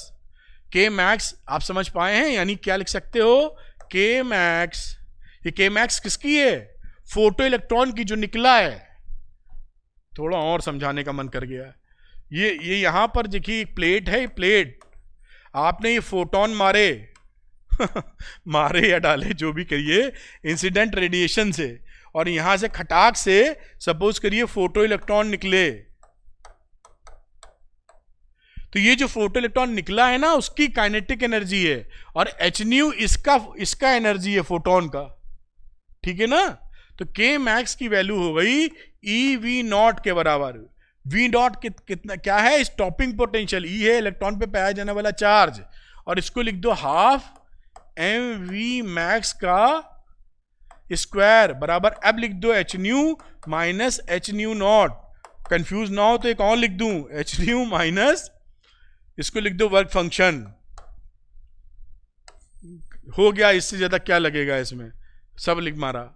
इसी में खेलना है, खेलो कूदो खुश रहो, है ना, कुछ है नहीं, बहुत ही आसान है ये, लेकिन आपकी समझ में आना चाहिए, ये कहानी है कुल मिला के। एनीवे समझ गए होंगे अब तक, और इसी चीज को मैंने दोबारा फिर लिख दिया था, वो कोई दिक्कत की बात नहीं, वही लिखा हुआ है। तो डुअल नेचर में यही है। और एक छोटा सा इसमें ग्राफ आता है, अगर ये ग्राफ आ जावे, मैंने कहा था सब कुछ करवा दूंगा, कुछ नहीं छोड़ूंगा। ये फ्रीक्वेंसी ऑफ इंसिडेंट रेडिएशन है, every formula is covered in this video. ये स्टॉपिंग पोटेंशियल वी नॉट और ये फ्रीक्वेंसी ऑफ इंसिडेंट रेडिएशन। जब आप किसी मेटल का ग्राफ बनाते हैं, सब एक जैसा स्लोप के साथ बनते हैं, कितने भी मेटल बना दीजिए, सबके स्लोप ए बी सी, सबका स्लोप सेम आएगा। यहां पर जो फ्रीक्वेंसी मिलेगी इसे बोलते हैं थ्रेशोल्ड फ्रीक्वेंसी। न्यू नॉट 1 लिख दीजिए, ए लिख दो चलो इसके लिए, और इसके लिए लिख दो न्यू नॉट बी, फिर न्यू नॉट सी। ये कौन सी फ्रीक्वेंसीज हैं, थ्रेशोल्ड फ्रीक्वेंसीज। इस ग्राफ से नॉर्मली क्या कहते हैं निकालने को, प्लैंक्स कांस्टेंट। तो प्लैंक्स कांस्टेंट निकालने की बात करी जाए, ये ग्राफ जो बनाया था, तो H is equal to E into delta V upon delta nu, ये फॉर्मूला लगाना है। H is equal to E into delta V upon delta nu. Delta V कहां से मिलेगा, इस ग्राफ पे कोई 2 पॉइंट ले लीजिए, और यहां का डिफरेंस, ये देखिए डेल्टा वी दे रहा है, और डेल्टा न्यू यहां से मिलेगा, इन दोनों पॉइंट का डिफरेंस एक्स एक्सेस पर, इससे निकल आएगा एच। अगर आपको वर्क फंक्शन निकालना है, प्लैंक्स कांस्टेंट ये वर्क फंक्शन है, तो ये जो यहां पर इंटरसेप्ट आता है, ये इंटरसेप्ट आता है माइनस डब्ल्यू नॉट अपॉन ई। तो डब्ल्यू नॉट जब इंटरसेप्ट की वैल्यू निकाल लोगे तो वर्क फंक्शन निकालोगे, तो ई इंटू इंटरसेप्ट की वैल्यू, तो E into magnitude of the intercept on vertical access, ये वैल्यू हो जाएगी। तो ये जहां भी जैसा निकालना हो, इस ग्राफ का इस्तेमाल आप कर सकते हैं। मेरे ख्याल से मैंने इसको भी एक्सप्लेन कर दिया और आप समझ पाए होंगे। मैं बिल्कुल भी एक भी चीज छोड़ने को तैयार नहीं हूं। अब आ जाता है dual nature of matter and de Broglie waves. इसमें जैसे डिब्रॉय साहब ने बताया था कि कोई भी मैटर पार्टिकल जब मूव करता है, चलता है, तो उसके साथ डिब्रॉय वेव्स एसोसिएट हो जाती हैं। अगर एसोसिएट होती हैं तो उनकी वेवलेंथ कितनी होती है, जो डिब्रॉय वेव्स होती हैं या जो मैटर वेव्स होती हैं, वो ईएम वेव्स नहीं होती हैं। खैर ज्यादा पढ़ाने की आवश्यकता नहीं, फॉर्मूला रिवीजन हम लोग कर रहे हैं। तो उस मैटर वेव की या डिब्रॉय वेव की वेवलेंथ क्या होती है, वो यहां से समझेंगे आप। लैम्डा डिब्रॉय वेव इक्वेशन, और ये डिब्रॉय वेव की wavelength lambda is equal to H upon momentum, H upon momentum. और अगर मटेरियल मीडियम में है, ये mc लिखा हुआ है, mass into speed in light in vacuum, और ये mass into speed in light in material medium. तो lambda is equal to H upon mv, ये फॉर्मूला याद रखिए। ये क्या है, वेवलेंथ ऑफ डिब्रॉय, लिखते डिबॉर्गलीज हैं, लेकिन ये डिब्रॉय वेव्स होती हैं, पढ़ते डिब्रॉय हैं। तो डिब्रॉय वेव्स हो गई लैम्डा, समझ गए होंगे। और क्या इसमें बताया जाए। दूसरा डिब्रॉय वेवलेंथ होती है इलेक्ट्रॉन की। ध्यान दीजिएगा, केवल इलेक्ट्रॉन की बात की जा रही है, कोई और होगा फॉर्मूला बदल जाएगा। इलेक्ट्रॉन के केस में लैम्डा इज इक्वल टू 2-3 फॉर्मूले लिखे हैं, अक्सर पूछ लेते हैं लोग। तो lambda is equal to H upon P, H upon under root 2 M K है काइनेटिक एनर्जी,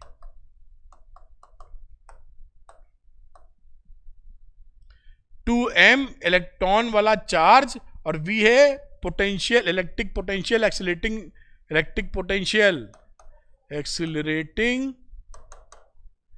इलेक्ट्रिक पोटेंशियल। आप वेलोसिटी ना समझ लेना, ये भी वही चीज है। तो ये आप अगर ये इलेक्ट्रॉन की जगह कोई और पार्टिकल हो, प्रोटॉन हो, तो प्रोटॉन का मास प्रोटॉन का चार्ज हो जाएगा। अल्फा पार्टिकल हो, अल्फा पार्टिकल का मास अल्फा पार्टिकल का चार्ज हो जाएगा। खैर, जहां तक इलेक्ट्रॉन की बात है तो लैम्डा के लिए 12.3 अपॉन √v एंगस्ट्रॉम में वैल्यू निकल आएगी। इसको याद रखिए इलेक्ट्रॉन के केस में। इलेक्ट्रॉन बार बार बोल रहा हूं, प्रोटॉन या अल्फा पार्टिकल के लिए ना लगा देना, उसके लिए फॉर्मूला नहीं है, इलेक्ट्रॉन के लिए है। हाँ ठीक, आगे एटम्स आ गए हम लोग। एटम्स में देखिए ये रदरफोर्ड की कहानी थी। ये दो चीजों याद दिलाने के लिए, वैसे याद रहता, कई बच्चे इसमें भी कच्चा खाए रहते हैं।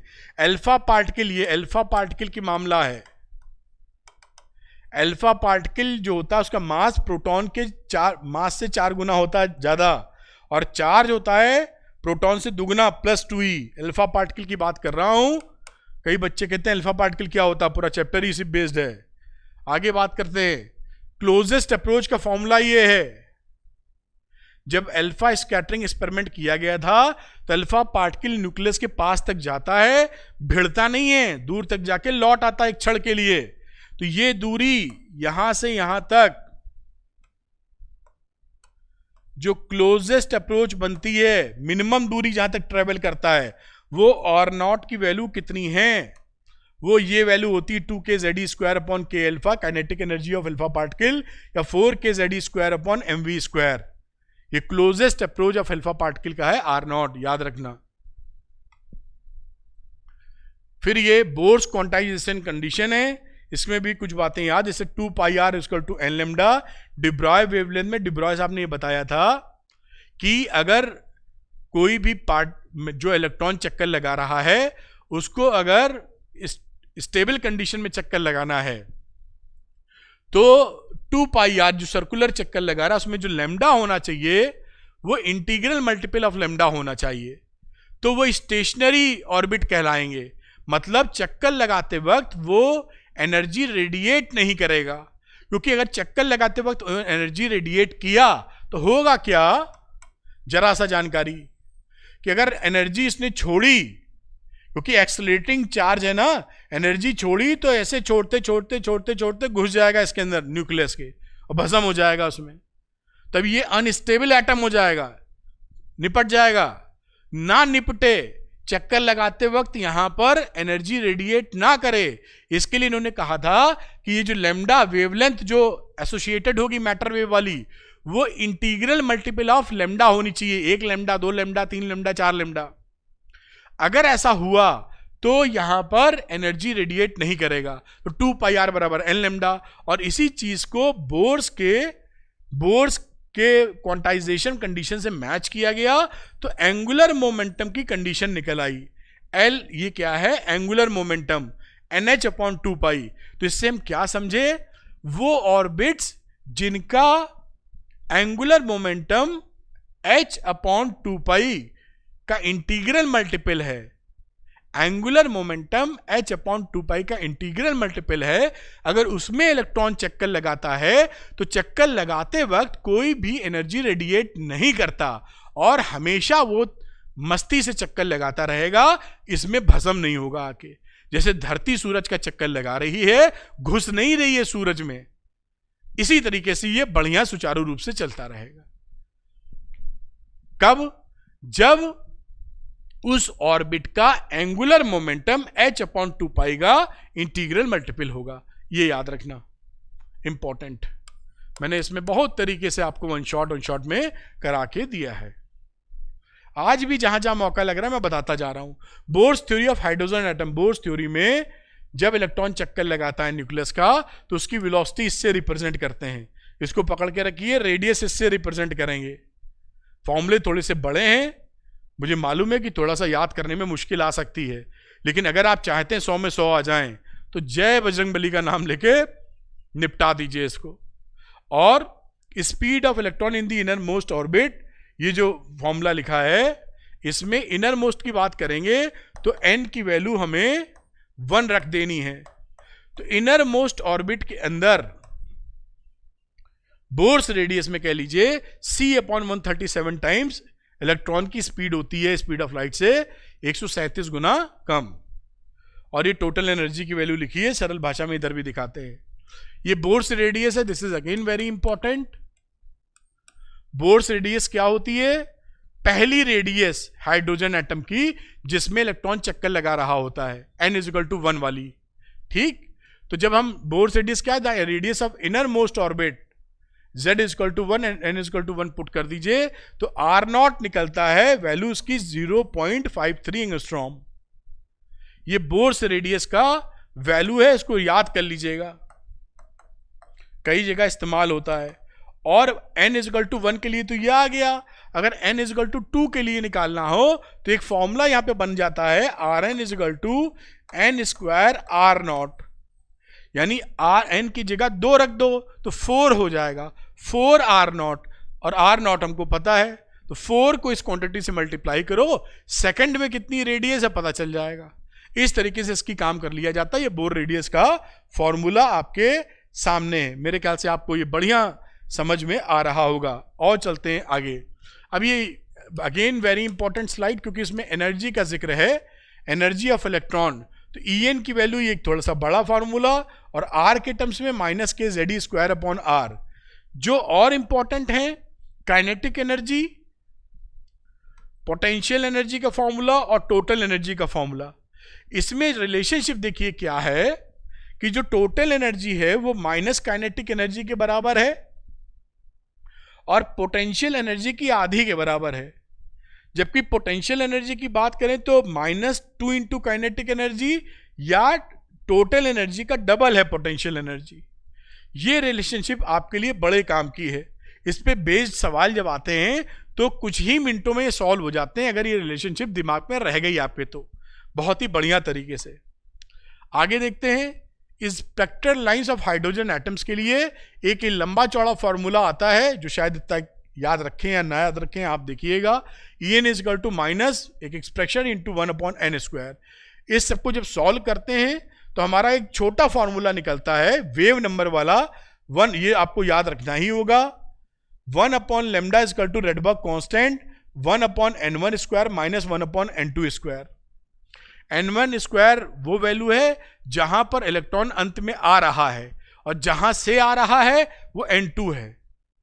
तो यहां पर n फाइनल लिख सकते हो n1 की जगह। n1 क्या है? n final. और n2 क्या है? n इनिशियल, ऐसे भी समझ सकते हो। ठीक, n1 क्या है? जहां पर आ रहा है अंत में, n2 है जहां से आ रहा है। और रेडबर्ग कांस्टेंट की वैल्यू देखिए, R की वैल्यू ये लिखिए 1.0973 × 10⁷ पर मीटर। ये फॉर्मूला बहुत इंपॉर्टेंट है स्पेक्ट्रल लाइंस के लिए। एक कदम और आगे चलते हैं। ये कुछ स्पेक्ट्रल लाइंस की बात है। जैसे लेमन सीरीज की बात करें तो हमेशा एक में आना चाहिए। लेमन सीरीज से जब फोटोन निकलेगा तो कहीं से भी आवे एक में। n2 की वैल्यू कुछ भी हो सकती है, 2 3 4 5। n1 की वैल्यू 1 होगी। इसी तरह बामर की बात करें तो n1 की वैल्यू 2 होगी, n2 की वैल्यू उससे आगे। पाश्चन की बात करें तो n1 की वैल्यू 3 होगी, बाकी n2 उससे आगे। ब्रैकेट की बात करें तो n1 की वैल्यू 4, बाकी उससे आगे। फंड की सीरीज की बात करें तो 5, बाकी उससे आगे। तो ये सीरीज है, इसको सीरीज को भी ध्यान रखिए, उसी फॉर्मूले में रख के लिखी गई हैं। कुछ स्पेशल जानकारी जो मैं दे रहा हूं क्योंकि एग्जाम में आ गया, नहीं पता तो नहीं कर पाएंगे। फॉर शॉर्टर वेवलेंथ, अगर आपको शॉर्टेस्ट वेवलेंथ निकालनी है, सबसे छोटी वेवलेंथ या हाईएस्ट एनर्जी निकालनी है, तो हमेशा Ni इनिशियल इंफिनिटी रखेंगे। और यहां पर देखिए बामर सीरीज में शॉर्टेस्ट वेवलेंथ निकाल रहे हैं जो अक्सर एग्जाम में पूछा जाता है। तो Ni की वैल्यू इंफिनिटी और Nf की वैल्यू 2। अभी वहां इनिशियल फाइनल समझाया था, तो फाइनली 2 पे आना है क्योंकि बामर सीरीज है। कहां से? इंफिनिटी से। तो ये शॉर्टेस्ट वेवलेंथ के लिए हमेशा इनिशियल इंफिनिटी रखेंगे, highest energy value. H alpha अगर लॉन्गेस्ट वेवलेंथ चाहिए बामर के लिए तो Ni की वैल्यू 3, NF की वैल्यू 2, ये पता होना चाहिए, एग्जाम में आ गया, नहीं पता कर नहीं पाएंगे, इसलिए जरूरी है, नोट कर लो। H गामा सीरीज की बात करें, Ni की वैल्यू 5, NF की वैल्यू 2, Ni मतलब N इनिशियल, NF मतलब N फाइनल, बामर है तो 2 में ही आएगा, 5 से 2 में आएगा, तो H गामा लाइन आपको मिलती है, इसलिए बता रहे हैं कहीं से चूके ना आप। एक कदम और आगे चलते हैं बेटा, ये एनर्जी लेवल डायग्राम है, ये जानते ही होंगे, इसलिए मैंने लिया कि आपको पता है जब ग्राउंड लेवल पे देखिए एनर्जी -13.6 इलेक्ट्रॉन वोल्ट लिखी है, -3.4 इलेक्ट्रॉन वोल्ट है, -1.5 इलेक्ट्रॉन वोल्ट है, ऐसे इलेक्ट्रॉन वोल्ट लिखा हुआ है और भी आगे। तो ये एनर्जीज कहां से आती हैं ये बताने के लिए, ये देखिए ये यहां से एनर्जीज आई हुई हैं। En की वैल्यू ये एक्सप्रेशन में लिखी है, हाइड्रोजन के लिए Z बराबर 1 डाल दिया है और N बराबर 1 डालेंगे तो ये वैल्यू आती है -13.6 इलेक्ट्रॉन वोल्ट, इसी एनर्जी वाले फॉर्मूले में। तो ये E1 की वैल्यू देखो ना, ये -13.6 इलेक्ट्रॉन वोल्ट जो आया है वो यहीं से आया है, ये देखो -13.6 इलेक्ट्रॉन वोल्ट। अब हम लोग चालाकी क्या करते हैं, क्योंकि N की वैल्यू 1 डाली थी तो इतने की वैल्यू हमारी -13.6 आ गई है, तो इतने की वैल्यू को -13.6 लिख के नीचे N स्क्वायर लिख लेते हैं, तो एक बढ़िया फॉर्मूला मिल जाता है सरल। इस फॉर्मूले को आपको यहां लिखा है, इसको याद करना है, याद कर लो, बहुत आसान है ये। En is equal to -13.6 upon N square electron volt. अब अगर E2 निकालना है तो N की वैल्यू 2 रख दो, तो 2 का स्क्वायर 4 होता है, 4 से डिवाइड मारा -3.4 इलेक्ट्रॉन वोल्ट, और ये देखो ये 3.4 -3.4 इलेक्ट्रॉन वोल्ट आ गया। 3 में जाओगे तो 3 के नीचे 3 रखोगे, 3 का स्क्वायर 9 से डिवाइड करोगे तो ये वैल्यू आ जाएगी। इसी तरीके से देखिए ये देखो ये वैल्यू आ गई -3.4 और 3 से डिवाइड किया -1.51। इसी तरीके से E4 E5 E6 सारी वैल्यूज निकाल डाली। छोटी सी जानकारी और दे देते हैं जिससे आपका काम बन जाए। N इक्वल टू 1 का मतलब होता है ग्राउंड स्टेट या नॉर्मल स्टेट। अगर कहीं लिखा है N इक्वल टू 2 3 4 तो ये एक्साइटेड स्टेट्स होती हैं। अगर कोई आपसे बोले फर्स्ट एक्साइटेड स्टेट, तो इसका मतलब होगा N बराबर 2। पहली एक्साइटेड स्टेट का मतलब होता है N बराबर 2। कोई बोले सेकंड एक्साइटेड स्टेट, तो बोलो क्या वैल्यू हो जाएगी N की। अगर सेकंड एक्साइटेड स्टेट बोला गया तो कमेंट करके बताओ कि N की वैल्यू क्या होगी, बताए रहे हैं आप, और N की वैल्यू होगी 3 एंड सो ऑन। जैसे ग्राउंड फ्लोर होता है तो उसके ऊपर वाले फ्लोर को फर्स्ट फ्लोर बोलते हैं, असल में तो वो नीचे के ऊपर है ना, ग्राउंड के ऊपर वाला। इसी तरीके से एक्साइटेड को, पहली एक्साइटेड को N बराबर 2, सेकंड एक्साइटेड को N बराबर 3, थर्ड एक्साइटेड को N बराबर 4। इस तरीके से चलेंगे आप। खैर आप समझ गए होंगे। एक कदम और आगे बढ़ते हैं, आ जाते हैं न्यूक्लियाई के ऊपर, देखते हैं इसमें क्या हमारे लिए जानकारी होनी चाहिए। बहुत छोटा सा एक फॉर्मूला है, R इज इक्वल टू, ये लिखा है R is equal to R0 A की पावर 1/3, और R0 की वैल्यू है 1.2 इंटू 10 की पावर -15 मीटर। इसको ध्यान रखिएगा, कहीं लगे तो लगा दीजिएगा, छोटे मोटे सवाल आएंगे इस पे। एक कदम और आगे चलते हैं, ये वेरी इंपॉर्टेंट है बेटा, बहुत ज्यादा इंपॉर्टेंट है, जितना कहूं कम है। न्यूक्लियर डेंसिटी, ये रो न्यू है, रो न्यू का मतलब है डेंसिटी ऑफ न्यूक्लियस। ये डेंसिटी ऑफ न्यूक्लियस अंत में इसका डेरिवेशन भी आता है, फॉर्मूला भी याद रखो, 3m/4πr0³। ये एक कांस्टेंट वैल्यू आ जाती है, यानी न्यूक्लियर डेंसिटी फ्री होती है, सबके लिए सेम होती है। ये देखिए लिखा है nuclear density same for all nuclei, क्योंकि कांस्टेंट नंबर है, तो कोई भी मटेरियल लेंगे उसकी न्यूक्लियर डेंसिटी सेम आती है, independent of mass number, independent of volume of nucleus. Volume का मतलब है रेडियस बढ़ा देंगे तो वॉल्यूम बढ़ जाएगा, रेडियस पे डिपेंडेंट नहीं है। R0 तो फिक्स है, R0 कांस्टेंट है, रेडियस नहीं है, R रेडियस होती है, R0 कांस्टेंट है। तो ये जो वैल्यू है ये फिक्स है, कांस्टेंट है, समझ पाए होगे। तो ये प्रूफ करने को आ जाता है और ये पता भी होना चाहिए, ये न्यूक्लियर के बारे में कोर्स के हिसाब से। और ये मास डिफेक्ट की बात है, आपको पता ही होगा कि मास डिफेक्ट जब भी निकालने जाओगे, अगर दो तरह से मास डिफेक्ट समझा जा सकता है कि मान लीजिए एक एटम लेके, एक न्यूक्लियस लेके आए हैं, इसमें 3 प्रोटॉन हैं और 2 न्यूट्रॉन है, इसका मास ले लो m1, और अगर हमने अलग से मास लिया है 3 प्रोटॉन का और अलग से मास लिया है 2 न्यूट्रॉन का, इनको ऐड किया तो इसकी वैल्यू m2 आ गई।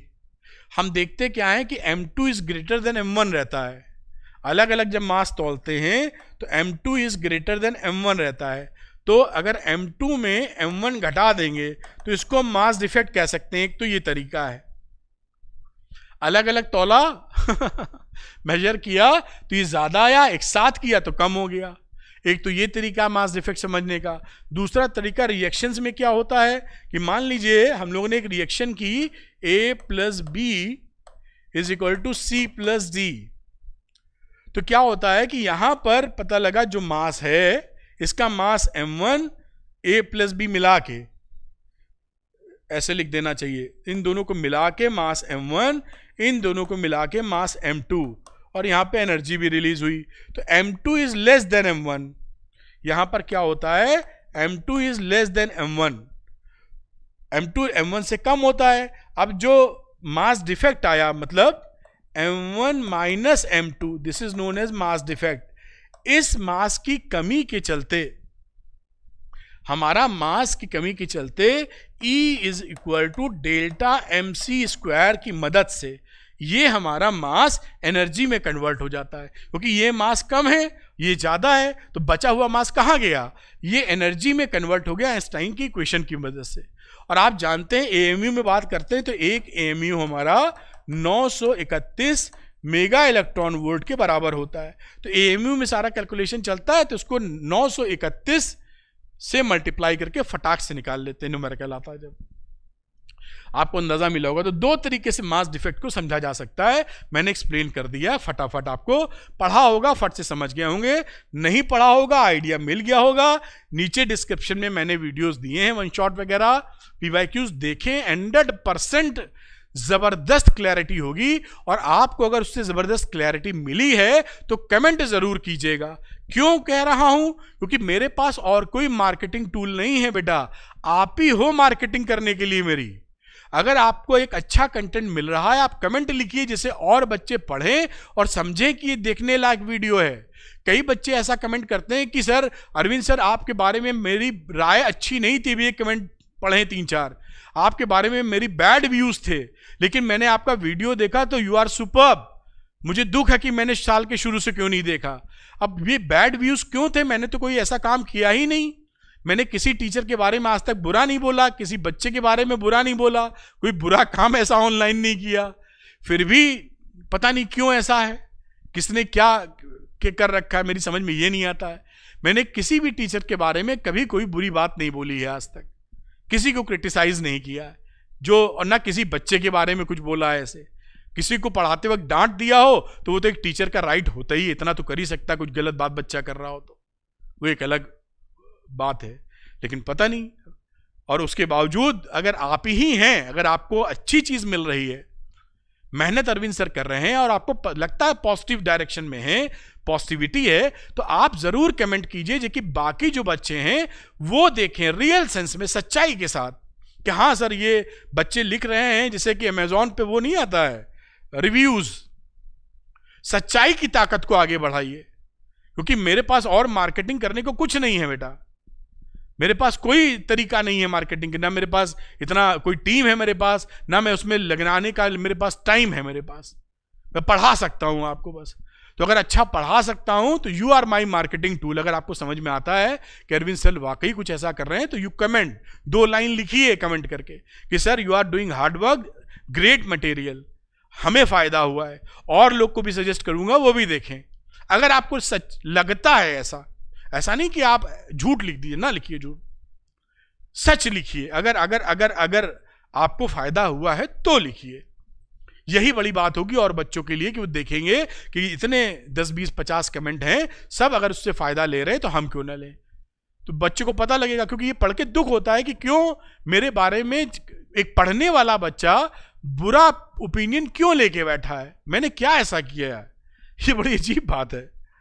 अब मेरी शक्ल से ही किसी को एलर्जी है तो मैं क्या कर सकता हूं, शक्ल तो भगवान ने जैसी दी है वैसे दी है, अब इसमें मेरा तो कोई रोल नहीं है। हर किसी को मेरी शक्ल से एलर्जी है। वैसे तो इतनी बुरी शक्ल भी नहीं है, इंसान तो लगता ही हूं कम से कम लेकिन अब क्या कर सकते हैं उसमें। चलिए खैर आगे चलते हैं।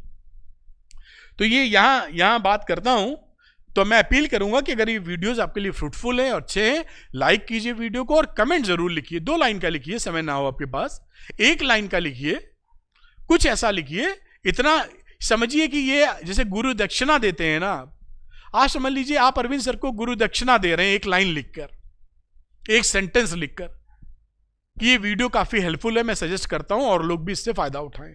Thank you Arvind sir, I love you बेटा, इतना ही कर दो। क्योंकि बाकी कैसे इतने बड़े बड़ी कंपनी, मतलब आप समझ ही रहे हैं कि बहुत लोग बहुत कुछ कर रहे हैं, किसी का नाम लेना ठीक नहीं है। कम से कम जो मेहनत है, जो रियल सेंस में ब्यूटीफुल वीडियोस हैं हाई कंटेंट लेवल के, जो इतनी मेहनत है उसको ही अप्रिशिएट कर दें, अच्छी बातों को, वही बहुत। खैर, तो यहां पर भी वो क्वेश्चन लिखी गई है। तो इनिशियल मास देखिए इसका निकाला है, ये फाइनल मास इसका निकाला है, इधर लिखा है। और देखिए इनिशियल मास ज्यादा था, फाइनल कम, मास डिफेक्ट निकाला, इसमें से ये घटा दिया, ये मास डिफेक्ट है एएमयू में, और इसको 931 से, क्योंकि एक एएमयू इतनी एनर्जी रिलीज करता है, इसको 931 से मल्टीप्लाई कर दिया, इतनी एनर्जी रिलीज हुई। ये क्यू कितनी है? इतनी। इस तरह से अगर सवाल आए तो आप इस तरह से निपटा देंगे। मैंने इसका फील भी दे दिया आपको कैसे सवालों को निपटाया जा सकता है। उम्मीद है आप बातों को समझ पाए होंगे। लास्ट चैप्टर है सेमीकंडक्टर, ज्यादा कोई फॉर्मूला तो इसमें है नहीं, फिर भी जो मैं ढूंढ पाया मैंने कहा क्यों ना आपको वो भी बता दिया जाए, छोड़ा कुछ ना जाए।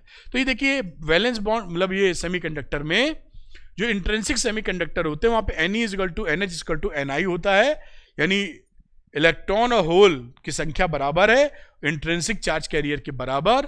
और यहां पर एक छोटा फॉर्मूला, वैसे इस पे सवाल नहीं आएगा और ये इस पे आने की संभावना भी नहीं है, बस आपको दर्शन करा देते हैं। ये क्या लिखा हुआ है कि इंट्रिंसिक सेमीकंडक्टर में जब आप हीट देते हैं तो जो फ्री इलेक्ट्रॉन निकलते हैं वो कितने निकलेंगे? होल बन जाता है ना पीछे। इंट्रिंसिक प्योर सेमीकंडक्टर में सिलिकॉन जर्मेनियम है, तो जैसे ही रूम टेम्परेचर पर यहां से इलेक्ट्रॉन फुदक के बाहर जाता है तो पीछे होल बन जाता है। तो आखिर ये कितने इलेक्ट्रॉन फुदक के बाहर जाएंगे ये पता कैसे चलेगा? तो उसका एक फॉर्मूला है ये Ne, कितने इलेक्ट्रॉन फ्री इलेक्ट्रॉन बनेंगे।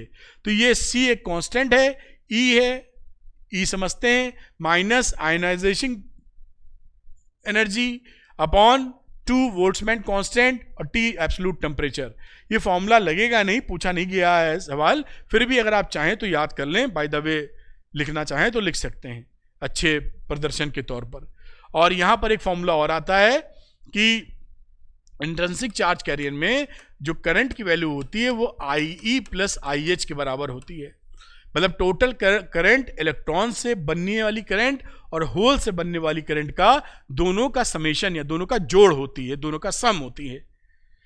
अब यहां पे वही कुछ बातें, और एक बड़ा अच्छा फॉर्मूला और है यहां पर देखिए, in a doped semiconductor under thermal equilibrium Ne/NH number of free electrons into number of holes is equal to intrinsic charge carrier का स्क्वायर। ये आप इसको हम लोग ये देखिए मास एक्शन लॉ भी बोलते हैं, बड़ी सेमीकंडक्टर इक्वेशन के नाम से मशहूर है ये, लेकिन ये वैलिड कब है? थर्मल इक्विलिब्रियम के अंदर। तो Ne/NH = Ni², इसको भी याद रखें, कहीं पर लगी नहीं होगी तो लगा देंगे आप। दूसरी, N टाइप सेमीकंडक्टर में आप जानते हैं कि Ne की वैल्यू NH से काफ़ी ज़्यादा होती है, free electrons majority charge carriers होते हैं होल्स की अपेक्षा, और P टाइप सेमीकंडक्टर्स में होल्स ज़्यादा होते हैं, मेजॉरिटी होती है इलेक्ट्रॉन की अपेक्षा। और ये चौथा नंबर डेंसिटी मैंने आपको Ni की भी बता दी थी, NO मतलब वही कांस्टेंट है, NO लिखो या C लिखो, बात बराबर है। फिर ये बड़ी इंपॉर्टेंट बात कि N टाइप या P टाइप जो सेमीकंडक्टर आप पढ़ते हो वो दोनों ही न्यूट्रल होते हैं। ऐसा मत समझ लेना N टाइप है तो निगेटिव चार्ज है, P टाइप है तो पॉजिटिव चार्ज है, गलती हो जाएगी। N type P type both दोनों के दोनों इलेक्ट्रिकली न्यूट्रल हैं, न्यूट्रल। और बाकी जो बातें लिखी हैं आप पढ़ सकते हैं, फॉर्मूले के नाम पे कुछ नहीं है इसमें। तो इतनी बातें मैंने पूरा का पूरा 1 शॉट में ही सारे फॉर्मूले रिवाइज करा दिए, जैसा आपको हेल्प चाहिए था। जो जो चीजें आप बता रहे हैं कमेंट करके, मैं पूरी जान लड़ा रहा हूं कि आपकी जितनी डिमांड मैं पूरी कर सकूं, रात दिन एक करके मैं पूरी कर दूं। कमेंट सेक्शन में फिर से आप लिखिए आपको और क्या चाहिए। जो जो आप लिख रहे हैं मैं पूरी ताकत से कोशिश कर रहा हूं कि आपको मदद करने के लिए दिन रात एक कर दूं। आप कमेंट सेक्शन में बताइए और क्या चाहिए।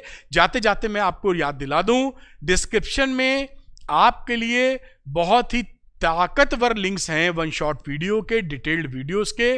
वो देखने के बाद सिलेबस कवर हो जाएगा। डेरिवेशन उसमें नहीं है, डेरिवेशन अलग से वीडियो है, उसका भी लिंक आपको मिलेगा डिस्क्रिप्शन में। आप देख लेंगे, आप अलग ही यहां से यहां पहुंच जाएंगे। 2-3 घंटे के अंदर एक चैप्टर की बात कर रहा हूं, सुपर्ब लेवल का, मजा आ जाएगा। डिस्क्रिप्शन में खजाना है आपके लिए, सब फ्री है, इससे ज्यादा क्या चाहिए। और टॉप लेवल कंटेंट है। टॉप लेवल का मतलब टॉप लेवल बता रहा हूं आपको। ऐसा कंटेंट पेड में भी नहीं मिलेगा आपको, वादा है आपसे। Thank you very much.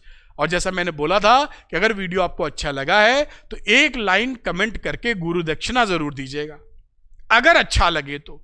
जबरदस्ती नहीं, सच्चाई के साथ, क्योंकि मेरे पास कोई मार्केटिंग टीम नहीं है। अगर आपको लगता है अच्छी चीज हो रही है तो you become a lovely commenter, जिससे और बच्चों का जो एक ओपिनियन माइंडसेट किसी ने बनाया है अगर, तो वो नहीं बने। ऐसा क्यों बने? मैं तो ऐसा कुछ नहीं करता, मैं तो प्यारे कमेंट करता हूं और वाकई आपको प्यार करता हूं। फिर ऐसा क्यों बच्चा कोई सोचता है कि ओपिनियन बुरी थी सर, आज देखा तो मुझे लगा कि गलती हो गई, क्यों लिखना पड़ा उसको?